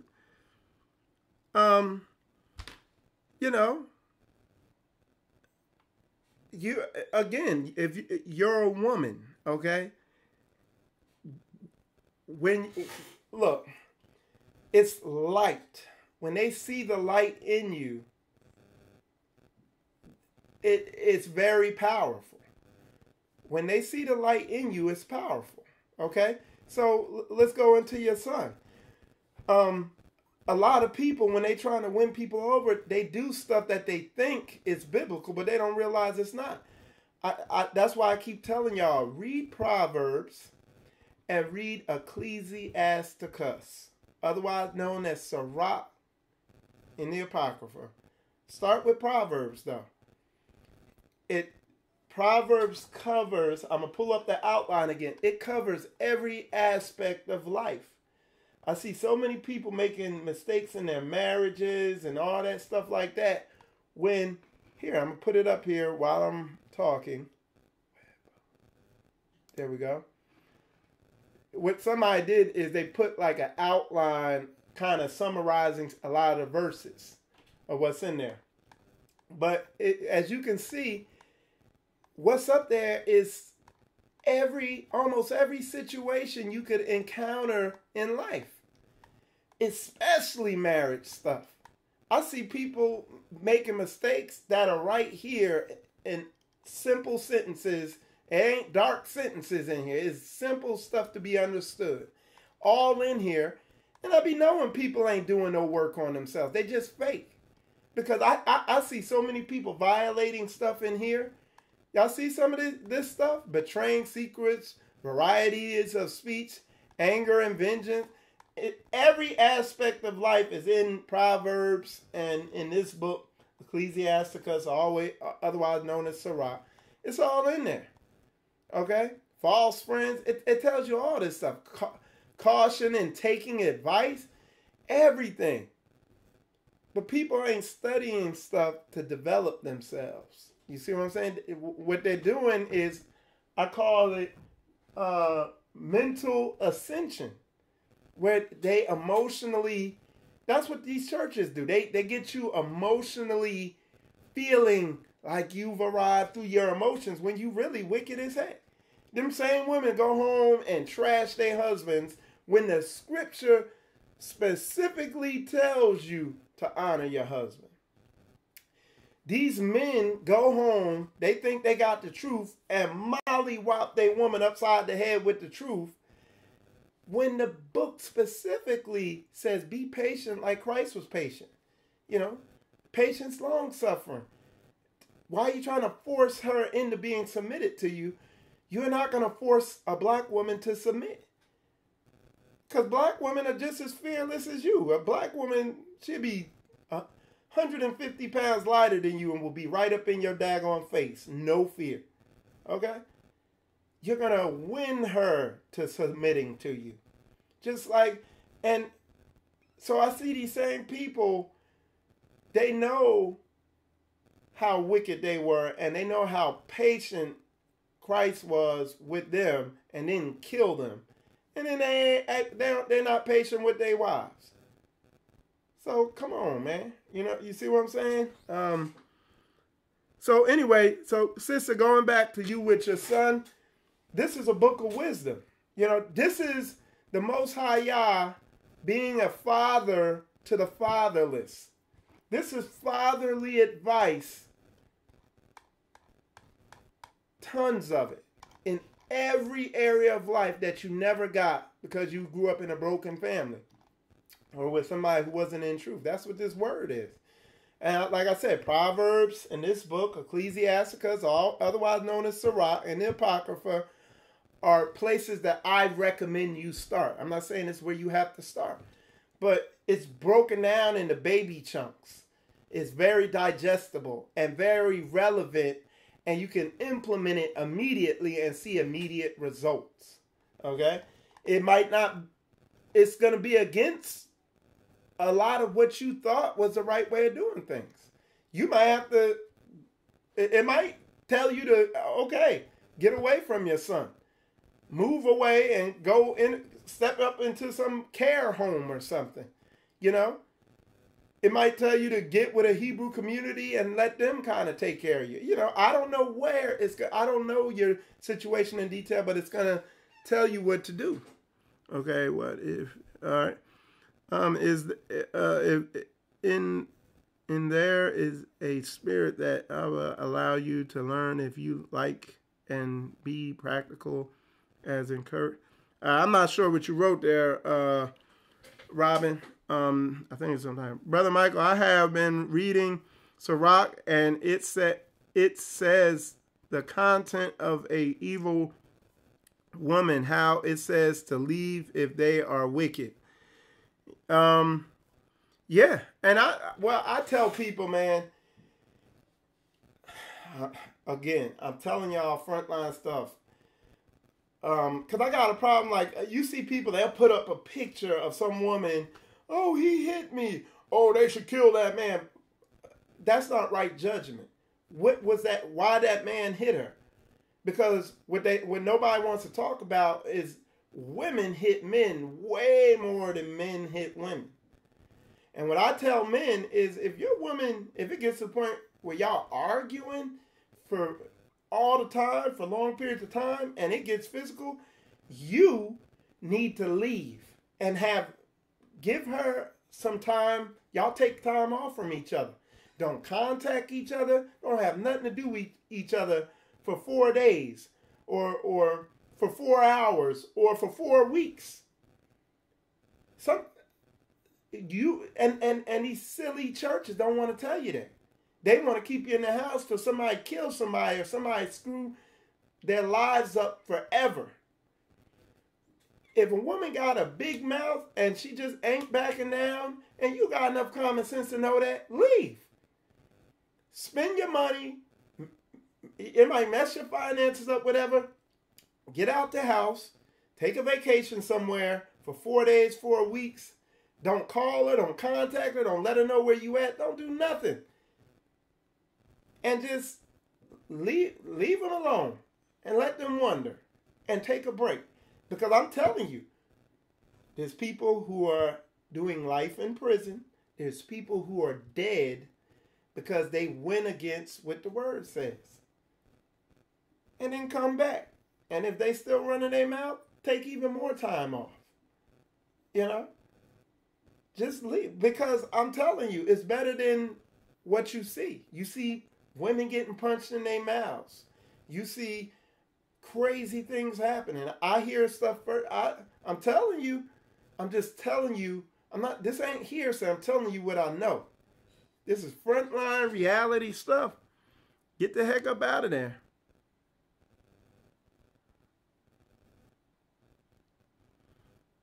It's funny, but these... Yeah. Sister Koya said it's funny, but these situations do exist when there's an unequally yoked situation. Yeah. And what the issue is there's a void of biblical information.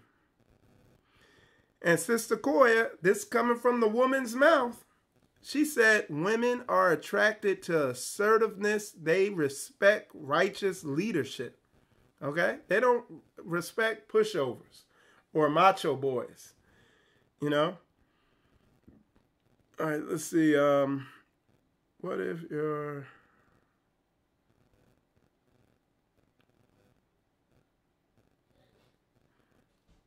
So, yeah. Sometimes you got to do radical things. Okay? You know, what's more valuable than your salvation? Sometimes staying in certain situations, well, you could screw your life up. Again, you're saying with the disabled son, yeah, you might have to do something radical. You might have to take a lower standard of living just to be about this book. And the Most High Yah will recognize your sacrifice.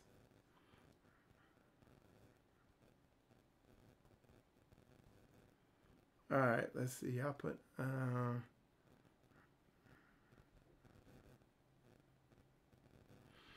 So Trina put... Christianity did not cause the negativity that I have seen in the marriage. Submitting did not change the result in my spouse. I know, of course, that there is not a one-size-fits-all. I'm glad for all that it has worked for, though. I trust the word. When the Most High is ready, I am certain that things will work out. And I would move to say there is a one-size-fits-all, and that's his law, statutes, and commandments. And again, if you thoroughly, and there's a one-size-fits-all for these issues. I'm not, when you study his law, statutes, and commandments and seek for answers to these problems, you will find the answer. It's not going to be cinematic. It's not going to be some Disney World la la answer all the time. Sometimes it's going to be something you don't want to do. But don't get it twisted. There are one-size-fits-all answers in this Bible that are efficient and that work. Okay? And that have immediate results. You maybe you didn't, you might not have found it. But I've seen that consistently. I've never been let down. So, and well, I won't go into that, but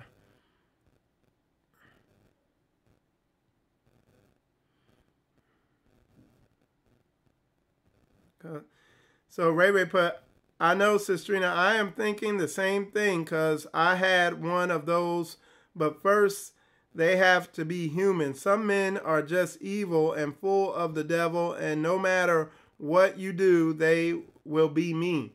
Okay, but again, y'all, I just gotta spit the truth and keep it 100. One of the things, a wicked man is given to a wicked woman. Our men choose wicked women, and our women choose wicked men for wicked reasons. A lot of us make our choices because we've been brainwashed into thinking lust is love.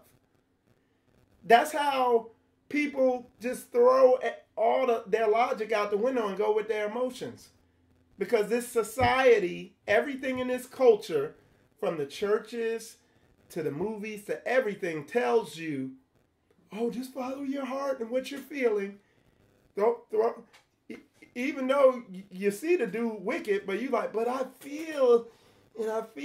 And then it's all booked. So what we have to do, we got to deal with the results of sin. That's a curse. A curse is what happens when you're doing stuff not according to what's laid out in the word. Then it's a cleanup case. Okay? That's just 100. So to say, hey, there's just wicked men out there, or a lot of men, oh, these women wicked, these women evil. Well, you were doing evil when you picked them. That's 100. I know it don't feel good, but that's the truth. I gotta be 100 with it. Let's see. Your character of Yeshua speaks for wives. Okay, Peter 3:1. You didn't get to bed. Yeah, that's right. We got to bed late. But I'm gonna lay down some more. Ask him to buy you some food that is Levitical and cook it for you.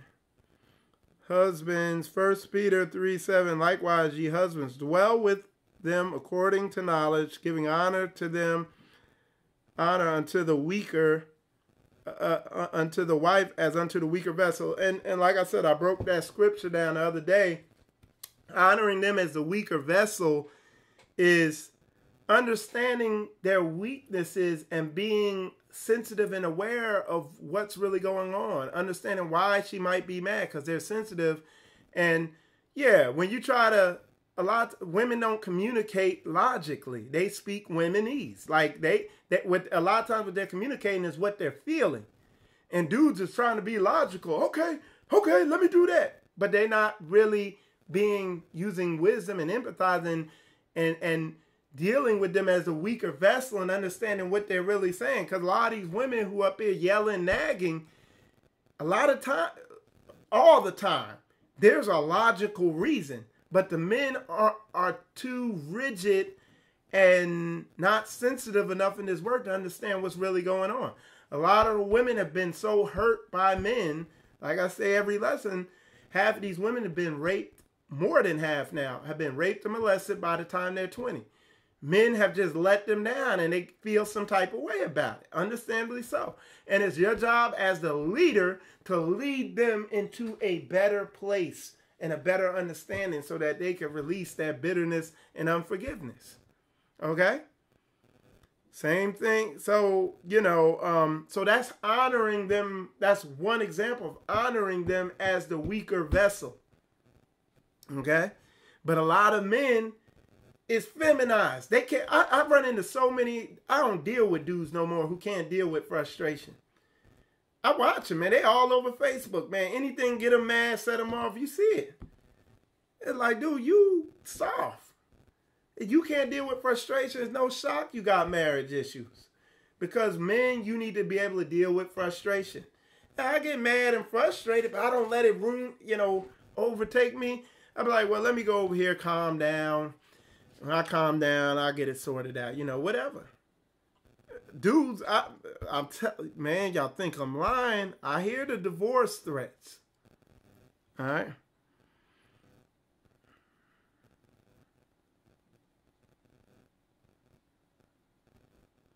Yep, get wisdom. Yep.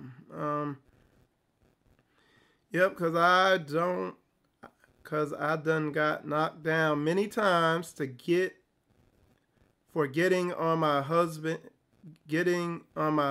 face. Get up and get back in it again. Yeah, women are fearless, boy. You seen that one video, man, where the woman was up in the dude's face. Whatever. Boom. Dude knocked her down. She got back up and was still talking. Or the infamous one, the one with the bus driver. She spitting in the dude's face. And he like, you going to hell now. And Molly, boom, uppercut. It was like Street Fighter, Super Street Fighter. And she was like, oh, like Shy Lee uppercut. And she got and tossed her out the bus, and she got back on the bus still going. And dudes don't understand what is wrong. These black women wicked. That's what these dudes be saying. See the way they are? I don't want one of them. But they don't understand. Go sit down and talk to that woman. Ask her about her childhood and her upbringing. Ask her why that rage is going on in there against men. And what you're going to find is she holding unforgiveness, which is a sin. And she needs a real man to lead her, not dictate her, to lead her into some truth, into getting rid of that. And I'm telling you, when you lead a woman into the truth and she overcomes that, oh, that's the thing that Satan and all these nations fear. Because now you got the most powerful woman in the world next to the most powerful man in the world, the Hebrew woman. She's a lioness. But they don't want you to know that. Okay.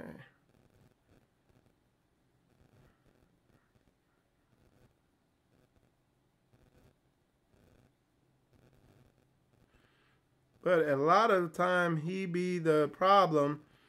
But when she react, then he want to get crazy. So if you look, let me tell you this. I used to play basketball at this gym, play high level basketball. Sometimes, and I'm 6'2". But I play basketball at the gym. Sometimes the football players from the Jaguars will come in there and play with us. And one time I played one of the linemen. I was guarding one of the linemen. And just if you don't know about linemen and football players, they're warriors. They're highly aggressive. This dude was 6'9", 6'8", 300 plus. I'm 220. That dude was moving me around like a little kid. He was making stupid calls, being argumentative, and all that. I didn't jump up in his face because he was being the problem, because I'm not stupid. Where does the Bible say that if he off, where does the word say for you to run up in his face? The Bible says be quiet and shamefaced. That's what I'm saying. And that's programming from these churches and from this culture that got women being willing to be out there and have a big mouth. Because the churches aren't telling you to overcome your hurt from these men and let go of this unforgiveness. They just telling you, oh, the men's stupid. And they don't tell you how to deal with it. Okay? because these so-called Christianity, Christ followers, it's their fault, because they should be telling you what the dynamic is and what the issue is if they claim they're following Christ. But nobody want to teach you that. And then what happens? You get frustrated, you run up in his face, he crazy, he punch you in your mouth, and it's just a mess. And it's all because the people who have the answers right there in front of them won't tell you the answers because, because they wicked. That's why I say them people in them churches is wizards. They're wicked people because they're not telling you the truth. That's why I said it's the church's fault, because they have the answers, but they never want to bring them out. Okay? Sometimes,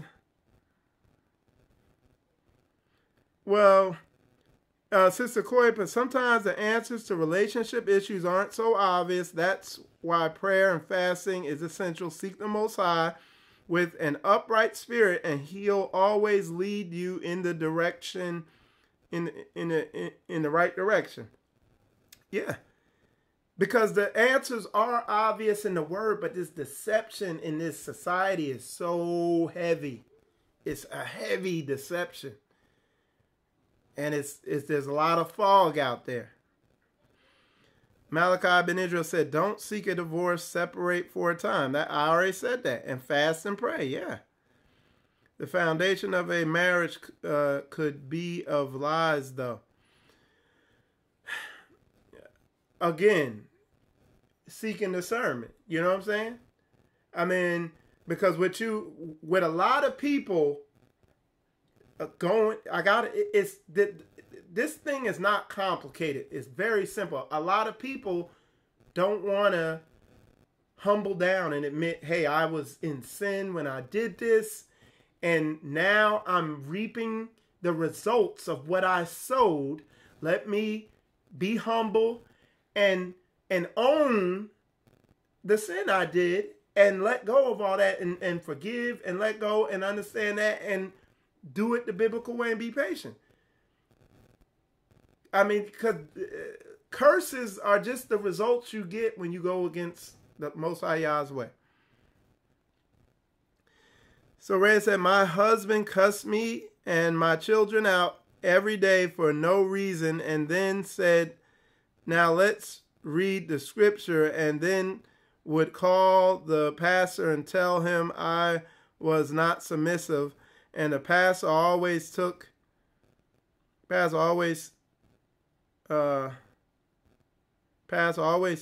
side. I don't have nothing for a church, and I was living holy. Okay, so like I said, if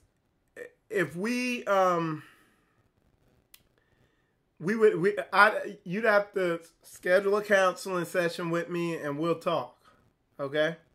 And we'll, because we would schedule a counseling session and go all into that, because and we get to the bottom of it, all right? Okay, I guess it's good. Okay, so the screen froze. All right, let's see. Let me know how it is over there on Facebook, y'all. Because like Sister put over here, the word of Yah does not return void. I'm telling you, it's quick and powerful than any two-edged sword. So,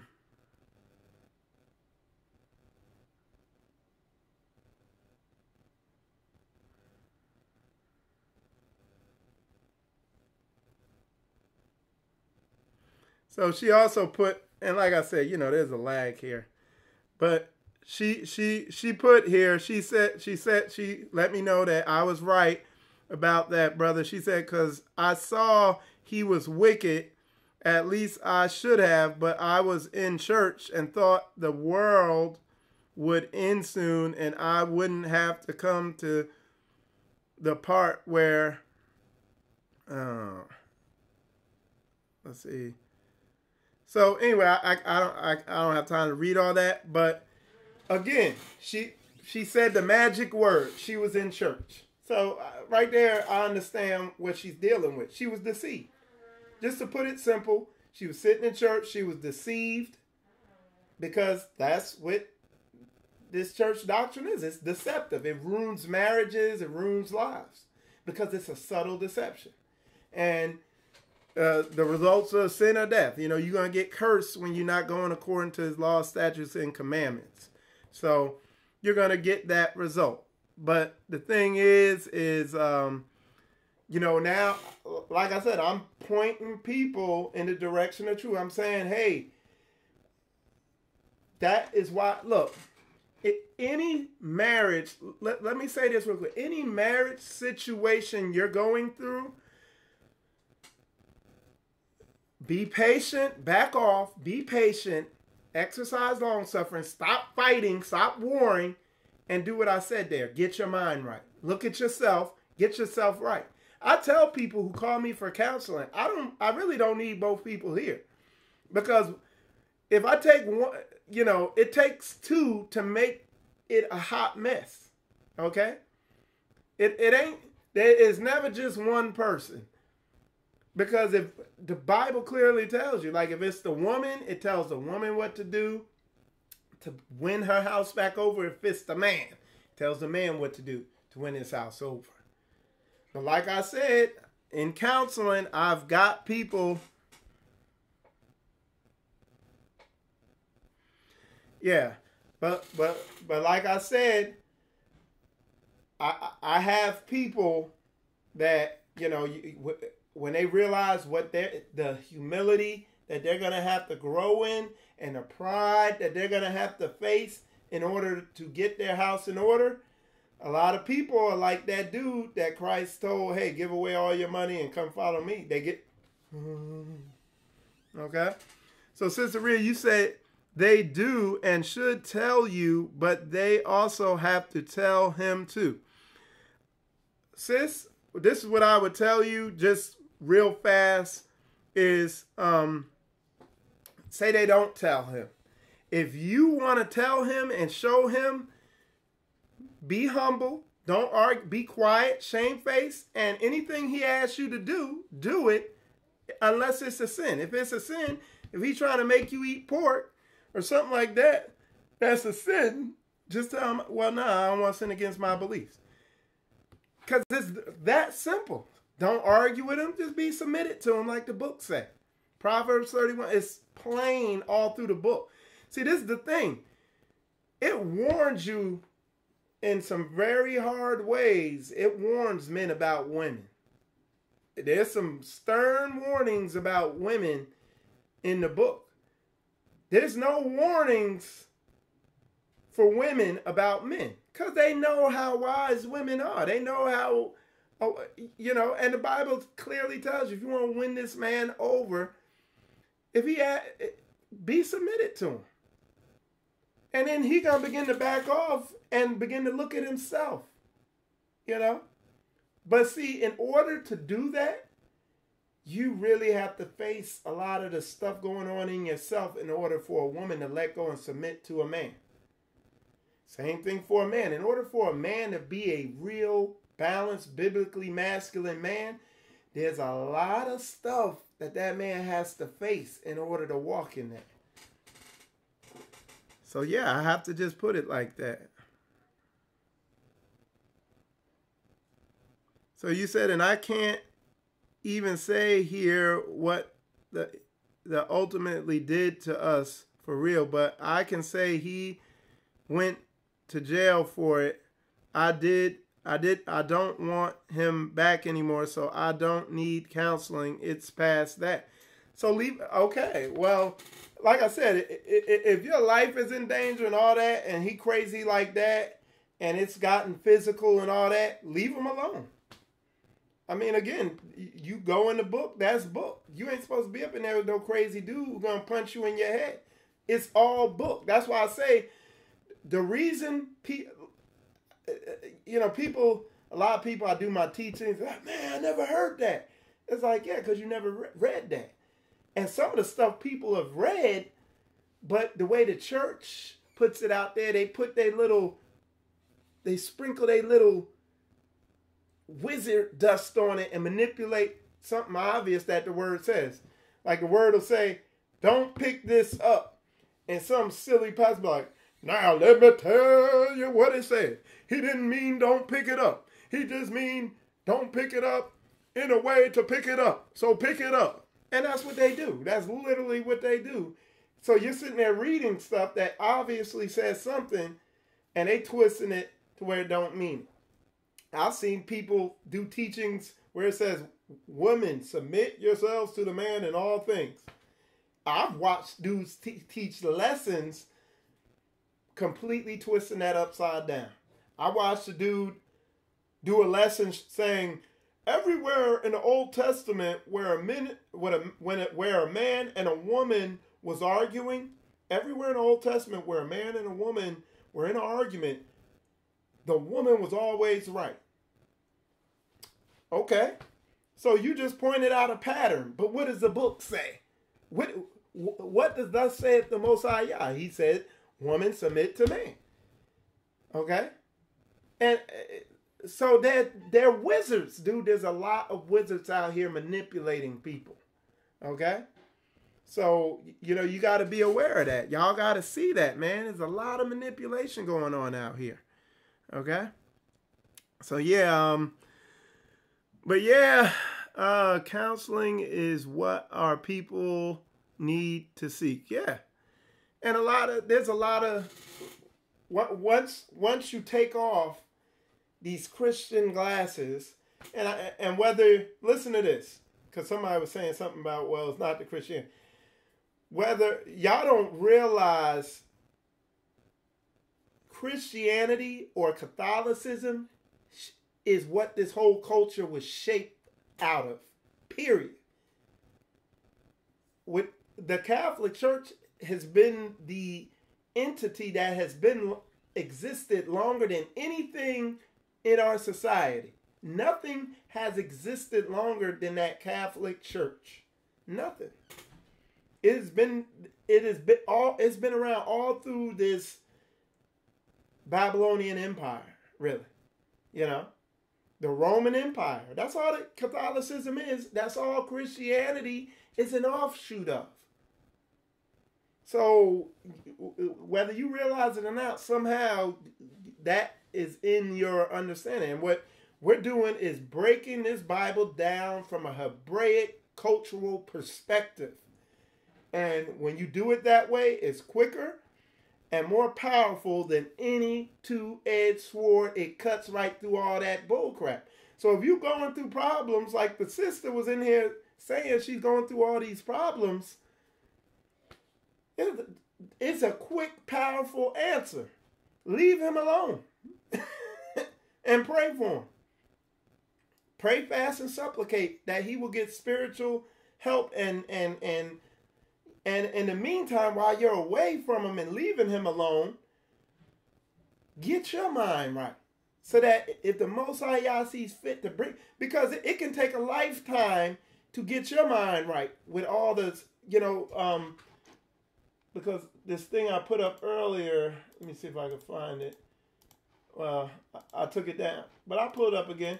It can take a lifetime to rewire all the bad programming that we have, that's been done to us. Okay? So look at this thing I put up earlier. If I can find it. This thing is so silly. Oh, okay. Oh, I saved that thing, but it's not here. Okay. But anyway, that little verse I put up earlier, you're not responsible for the bad programming you got growing up as a child when you weren't in this truth. But now that you're in this truth, it is your responsibility to reprogram yourself correctly. And that takes time and work. And it might take you being away from this dude and leaving him alone for years or months or whatever, and just praying in order to get things right, get things back right, And if you seek Yah with all truth and all that stuff like that, he'll honor that. You know what I'm saying? He might get the demons off him. You know what I'm saying? You know, and somebody was telling me that, you know, the women can pray. Like the women are like natural intercessors. You know, do this work, do that prayer, do the prayer, fasting, and supplication like it's a full-time job. Let's see. At the time when I was Christian, my pastor told me if I divorce, my wife, and any woman I talk to will go to hell. I'm trying to get me right away from Christianish. Well, and again, here we go. Like, because I got to go into Hebraic culture, and a lot of people going to get squirmish over this. But if a woman's acting up, see, if we were doing our biblical culture, what happens, some woman's acting up, she wants to separate from you or something like that, and then so you ain't sitting there burning with lust, you go marry another woman, and the Christians guilt you into, oh, you wicked, you're going to hell, oh, when you can have multiple wives. So if a woman's acting up, you can get another wife. I mean, that's book. Now, people are taking stuff and twisting it. They twist that scripture and say, hey, a man of only one wife, but it's talking about the office of a bishop. And then what you end up having is a lot of women who don't have a father, and there's not a man in the house because he feels like, and he refers to her as my baby mama. And she over there single, raising some kids. They turn into hell. And then he married to another woman, and there's a bunch of drama. And it's because folks are so jacked up from the homosexual Greco-Romans who introduced monogamy, the Greeks and the Romans, because they were gayfers. You know what I'm saying? So that's a whole nother thing, man. But again, going back into that Christianity, it's a hot daggone mess. And again, my stance on multiple wives, I do this work, and I don't think I'm prepared for that, you know. So, and I'm pretty, I have a decent understanding of marriage and relationship and being a real masculine man and being a leader, and I don't think I would subject myself to that unless it's some super righteous woman who on point. But I've done the counseling on that, and shoot, I don't even need to go into all that. It's like, look, we have been so jacked up in our programming. You need this life.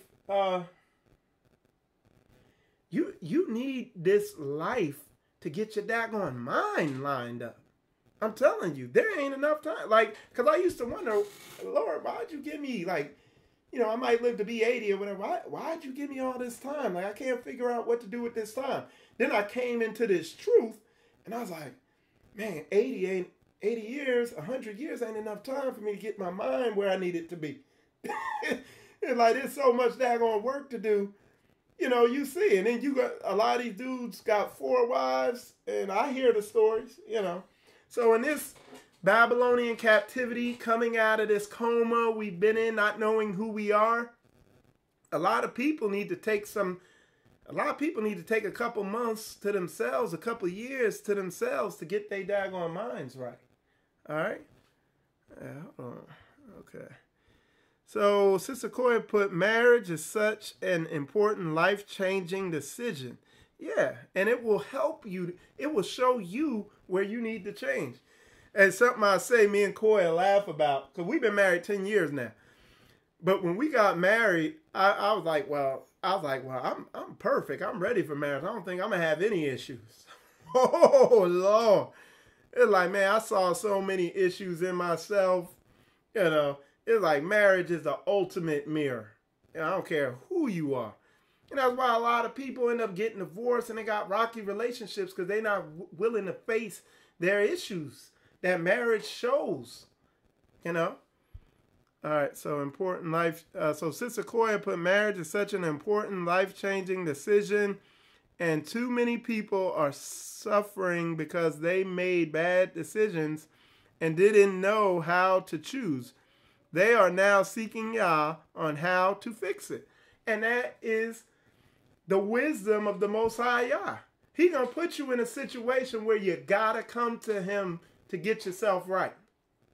You gotta. There ain't no way around it. You just seen the sister who was in here talking, that I told her, just leave him alone. Since he in jail and he done hit you, leave him alone. And now she being forced to come to Yah because Yah got a calling on her life. And for those he loves, he chastens. Some of y'all, he chasing y'all with the staff, where it's a gentle chasing. Some of y'all are so rebellious, he chases you with your husband punching you in your mouth. And you eventually like, you know what? I need to seek Yah. You seen Brother Mikael on here. Brother Mikael got shot on 4 different occasions. And each time he got shot, he was like, all right, I'll heal up. I'm going to hit them streets just as hard. 4 times. I think it was the 5th time when he was like, you know what? I think I need to give this life up. I think the Most High we are a stubborn and stiff-necked people. That's why our marriage situations be the craziest. And again, Michael Israel ain't just I'm telling you what I encounter firsthand counseling. If I told, I wouldn't put nobody's story out there, but if I told y'all think I made it up and that I was a script writer for the WWF for the Royal Rumble, if I told y'all some of the stories, and that's why I do not advocate men putting their hands on women, and I don't advocate women putting their hands on men. But it goes down. I'm telling you, WWF style. It's because we get in these relationships and we make these, and it's Yah ordained. He puts us in this because we so hard-headed. He's like, all right, I'm going to show you. He's like, I'm going to let y'all get married because both y'all knuckleheads. And y'all going to just, either y'all going to kill each other or y'all going to come into this truth. I'm just trying to show you basically what's going on. And a lot of people are so full of pride. They're like, no, it's him. It's him. It ain't me. It's him. They're like, okay. Like you got a calling on your life. He gonna just let it get so painful that you got nothing else to do but come to him. And that's because he loves you. He loves those he chastens. Okay? They don't want us to have strong. No, they don't. They say your enemies have taken crafty counsel. Hey, look, let me tell you, for those of y'all who are married and have kids, and you're going through relationship issues and problems, I want to encourage y'all because, look, these nations, these heathens that we live amongst, y'all know the ones I'm talking about, they've taken the smartest people of their nations. They've got them together and put the smartest of them, the most ingenious ones, and sat down in think tanks and thought out how to not let what you're doing happen. You don't realize the miracle that you're walking in if you're married and you're of the Hebrew, you know what time it is,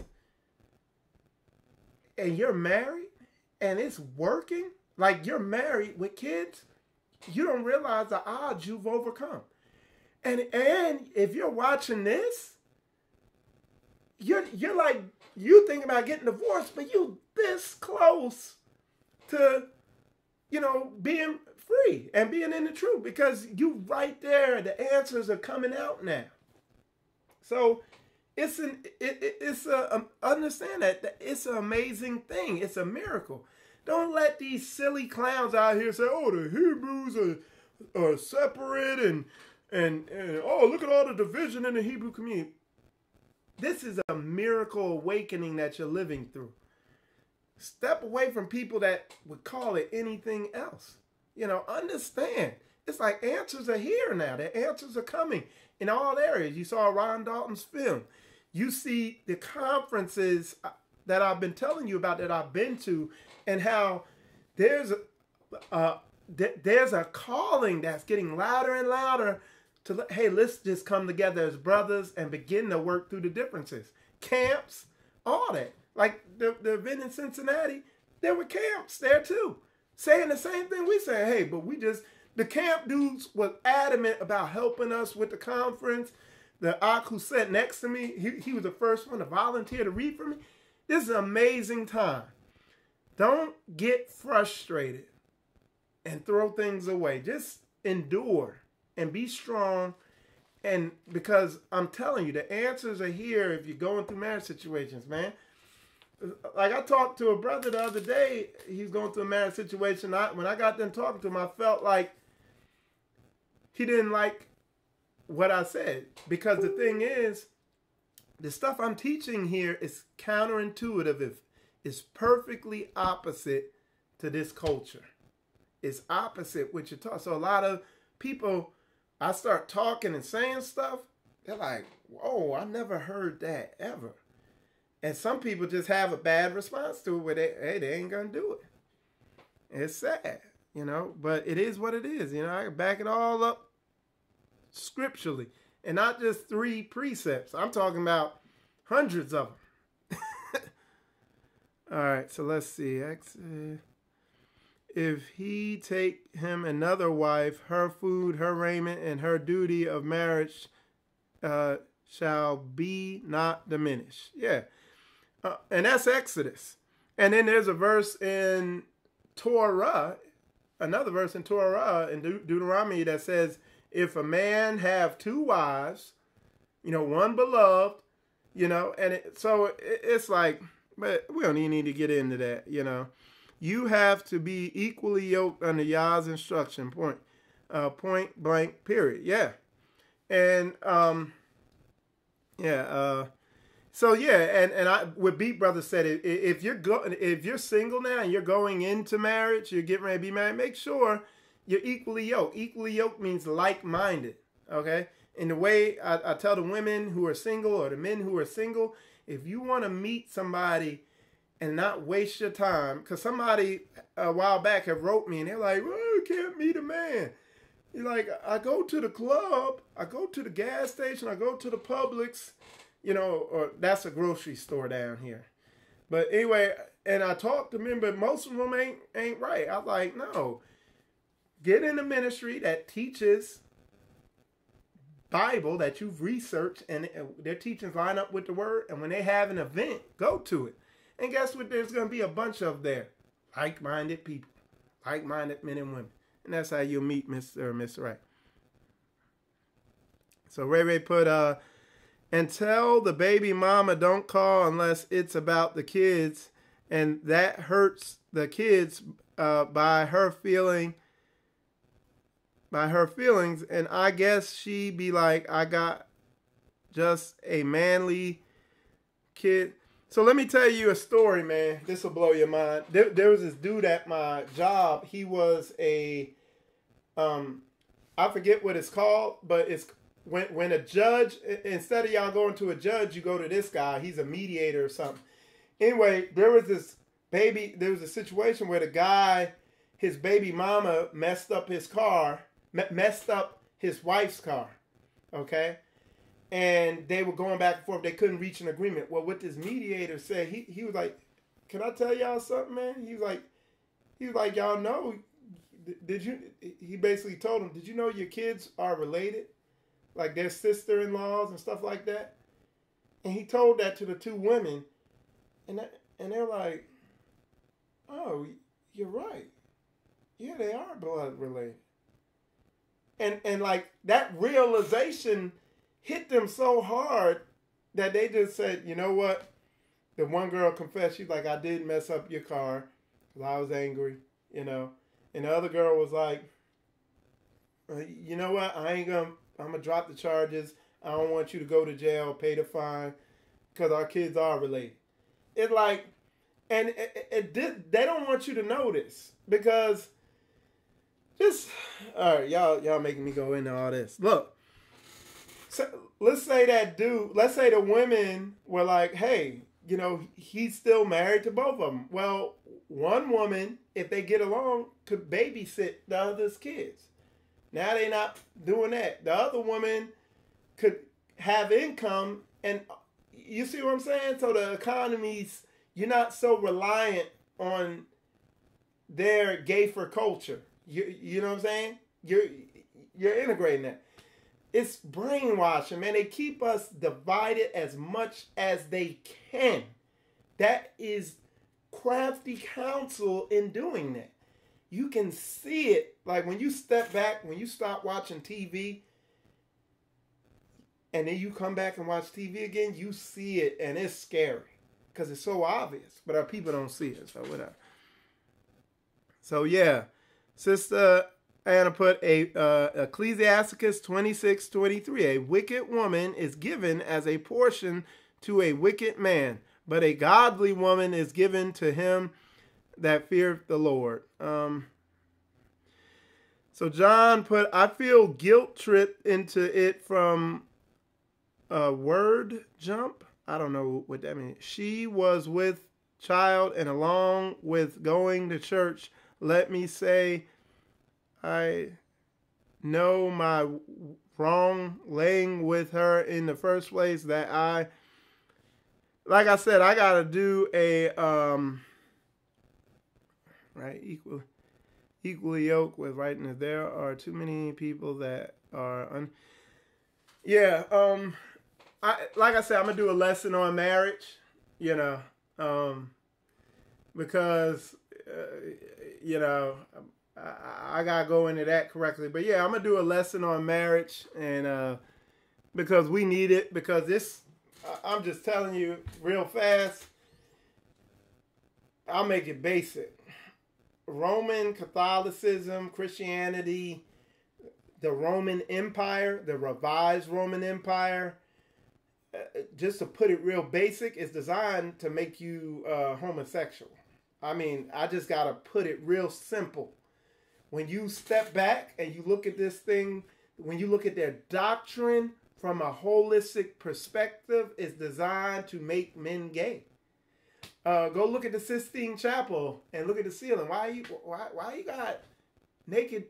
The books say keep your butt covered up.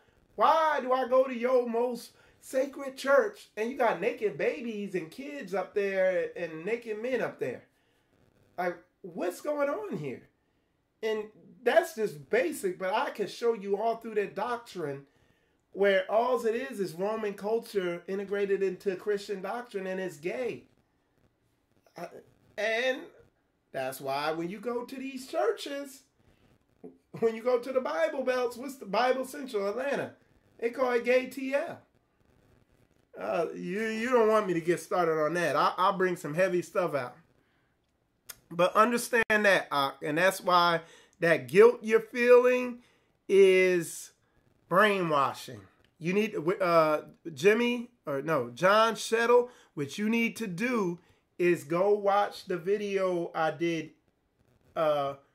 exposing the deception. The last couple videos I've done, I was going in about the use of NLP, neuro-linguistic programming, otherwise might be known to you as hypnotism. But a lot of y'all don't really know what hypnotism is. Y'all think it's somebody waving a watch and you going into a trance. You don't know what a trance is, and you really don't know what hypnotism is. Because if you did, you'd run from that Christian church as fast as you could. Because that's what they're using there. Okay? But like I said, you can watch that lesson and you'll see how they manipulated that emotion of guilt in you, you know. And then, you know, like I said, study the book, man. Study the Bible. Study marriage in the Bible. And there's a lot to study on marriage in the Bible. And a lot of people wrestle with it because it goes against the brainwashing, the emotional manipulation that they've been subject to in these churches, what the Bible says actually goes against it. Okay, let's see. All right. But anyway, with that said, y'all, I appreciate y'all tuning in. Appreciate y'all, all y'all, the questions and oh, you said which one again? Hold on, I'll put it up here. Hold on. And I'll show you the video. So if you are watching, let's see. Boom, boom, boom. All right, I'm gonna pull my channel up and I'll show you the video. Videos. Okay. So here I got a couple I did recently. Go to Spiritual Combat on YouTube. If you're on Spiritual, and I'm gonna show you the video, brother. Let me make it big. Where's my big screen? Okay, so if you're watching, if you're on YouTube and you're watching Spiritual Combat, make sure you subscribe and click the notification button. If you're watching Spiritual Combat on Facebook, make sure you go to the Michael Israel page and follow it and receive notifications. And also make sure you you go to the Spiritual Combat fan page and opt to receive notifications.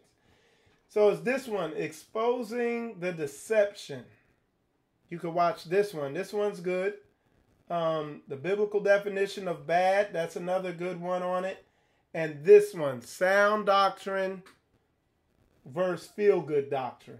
All these are heavy and they're going to blow your mind because you're going to see the witchcraft in church. You're going to see the manipulation that goes on. You're going to, and let me just briefly, neuro-linguistic programming, neuro means your nervous system, your emotional system. Linguistic means language, and programming means programming you. So programming your emotions through language.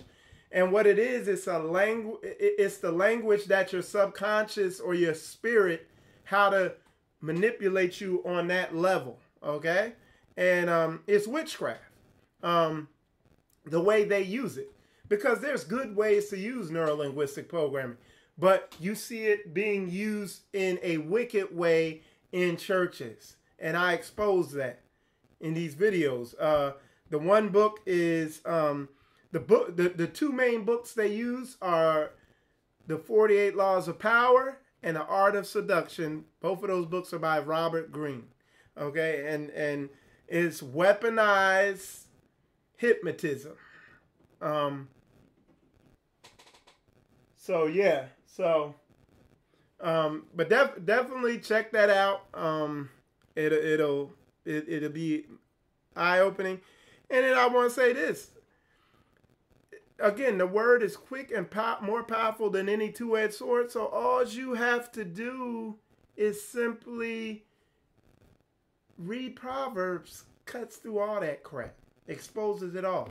If you want to expose it even more and see through it and not be a victim of it, read the book of Ecclesiasticus or Sirach in Apocrypha, which is Proverbs on steroids.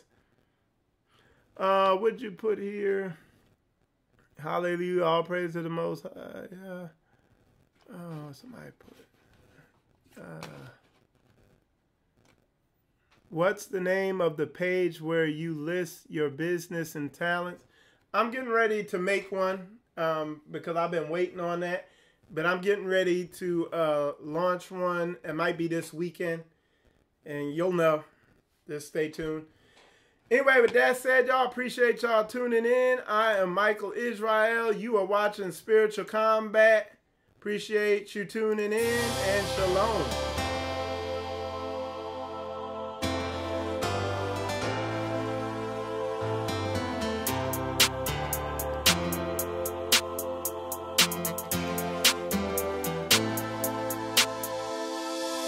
Not against flesh and blood, but against principalities, against powers, against the rulers of the darkness of this world. It's a spiritual combat. It's a spiritual combat. It's a spiritual combat. It's a spiritual combat. We gotta get ready for the battle. So call on your brothers and sisters. We gotta turn back to the scriptures. Stop making it all about you. Them preachers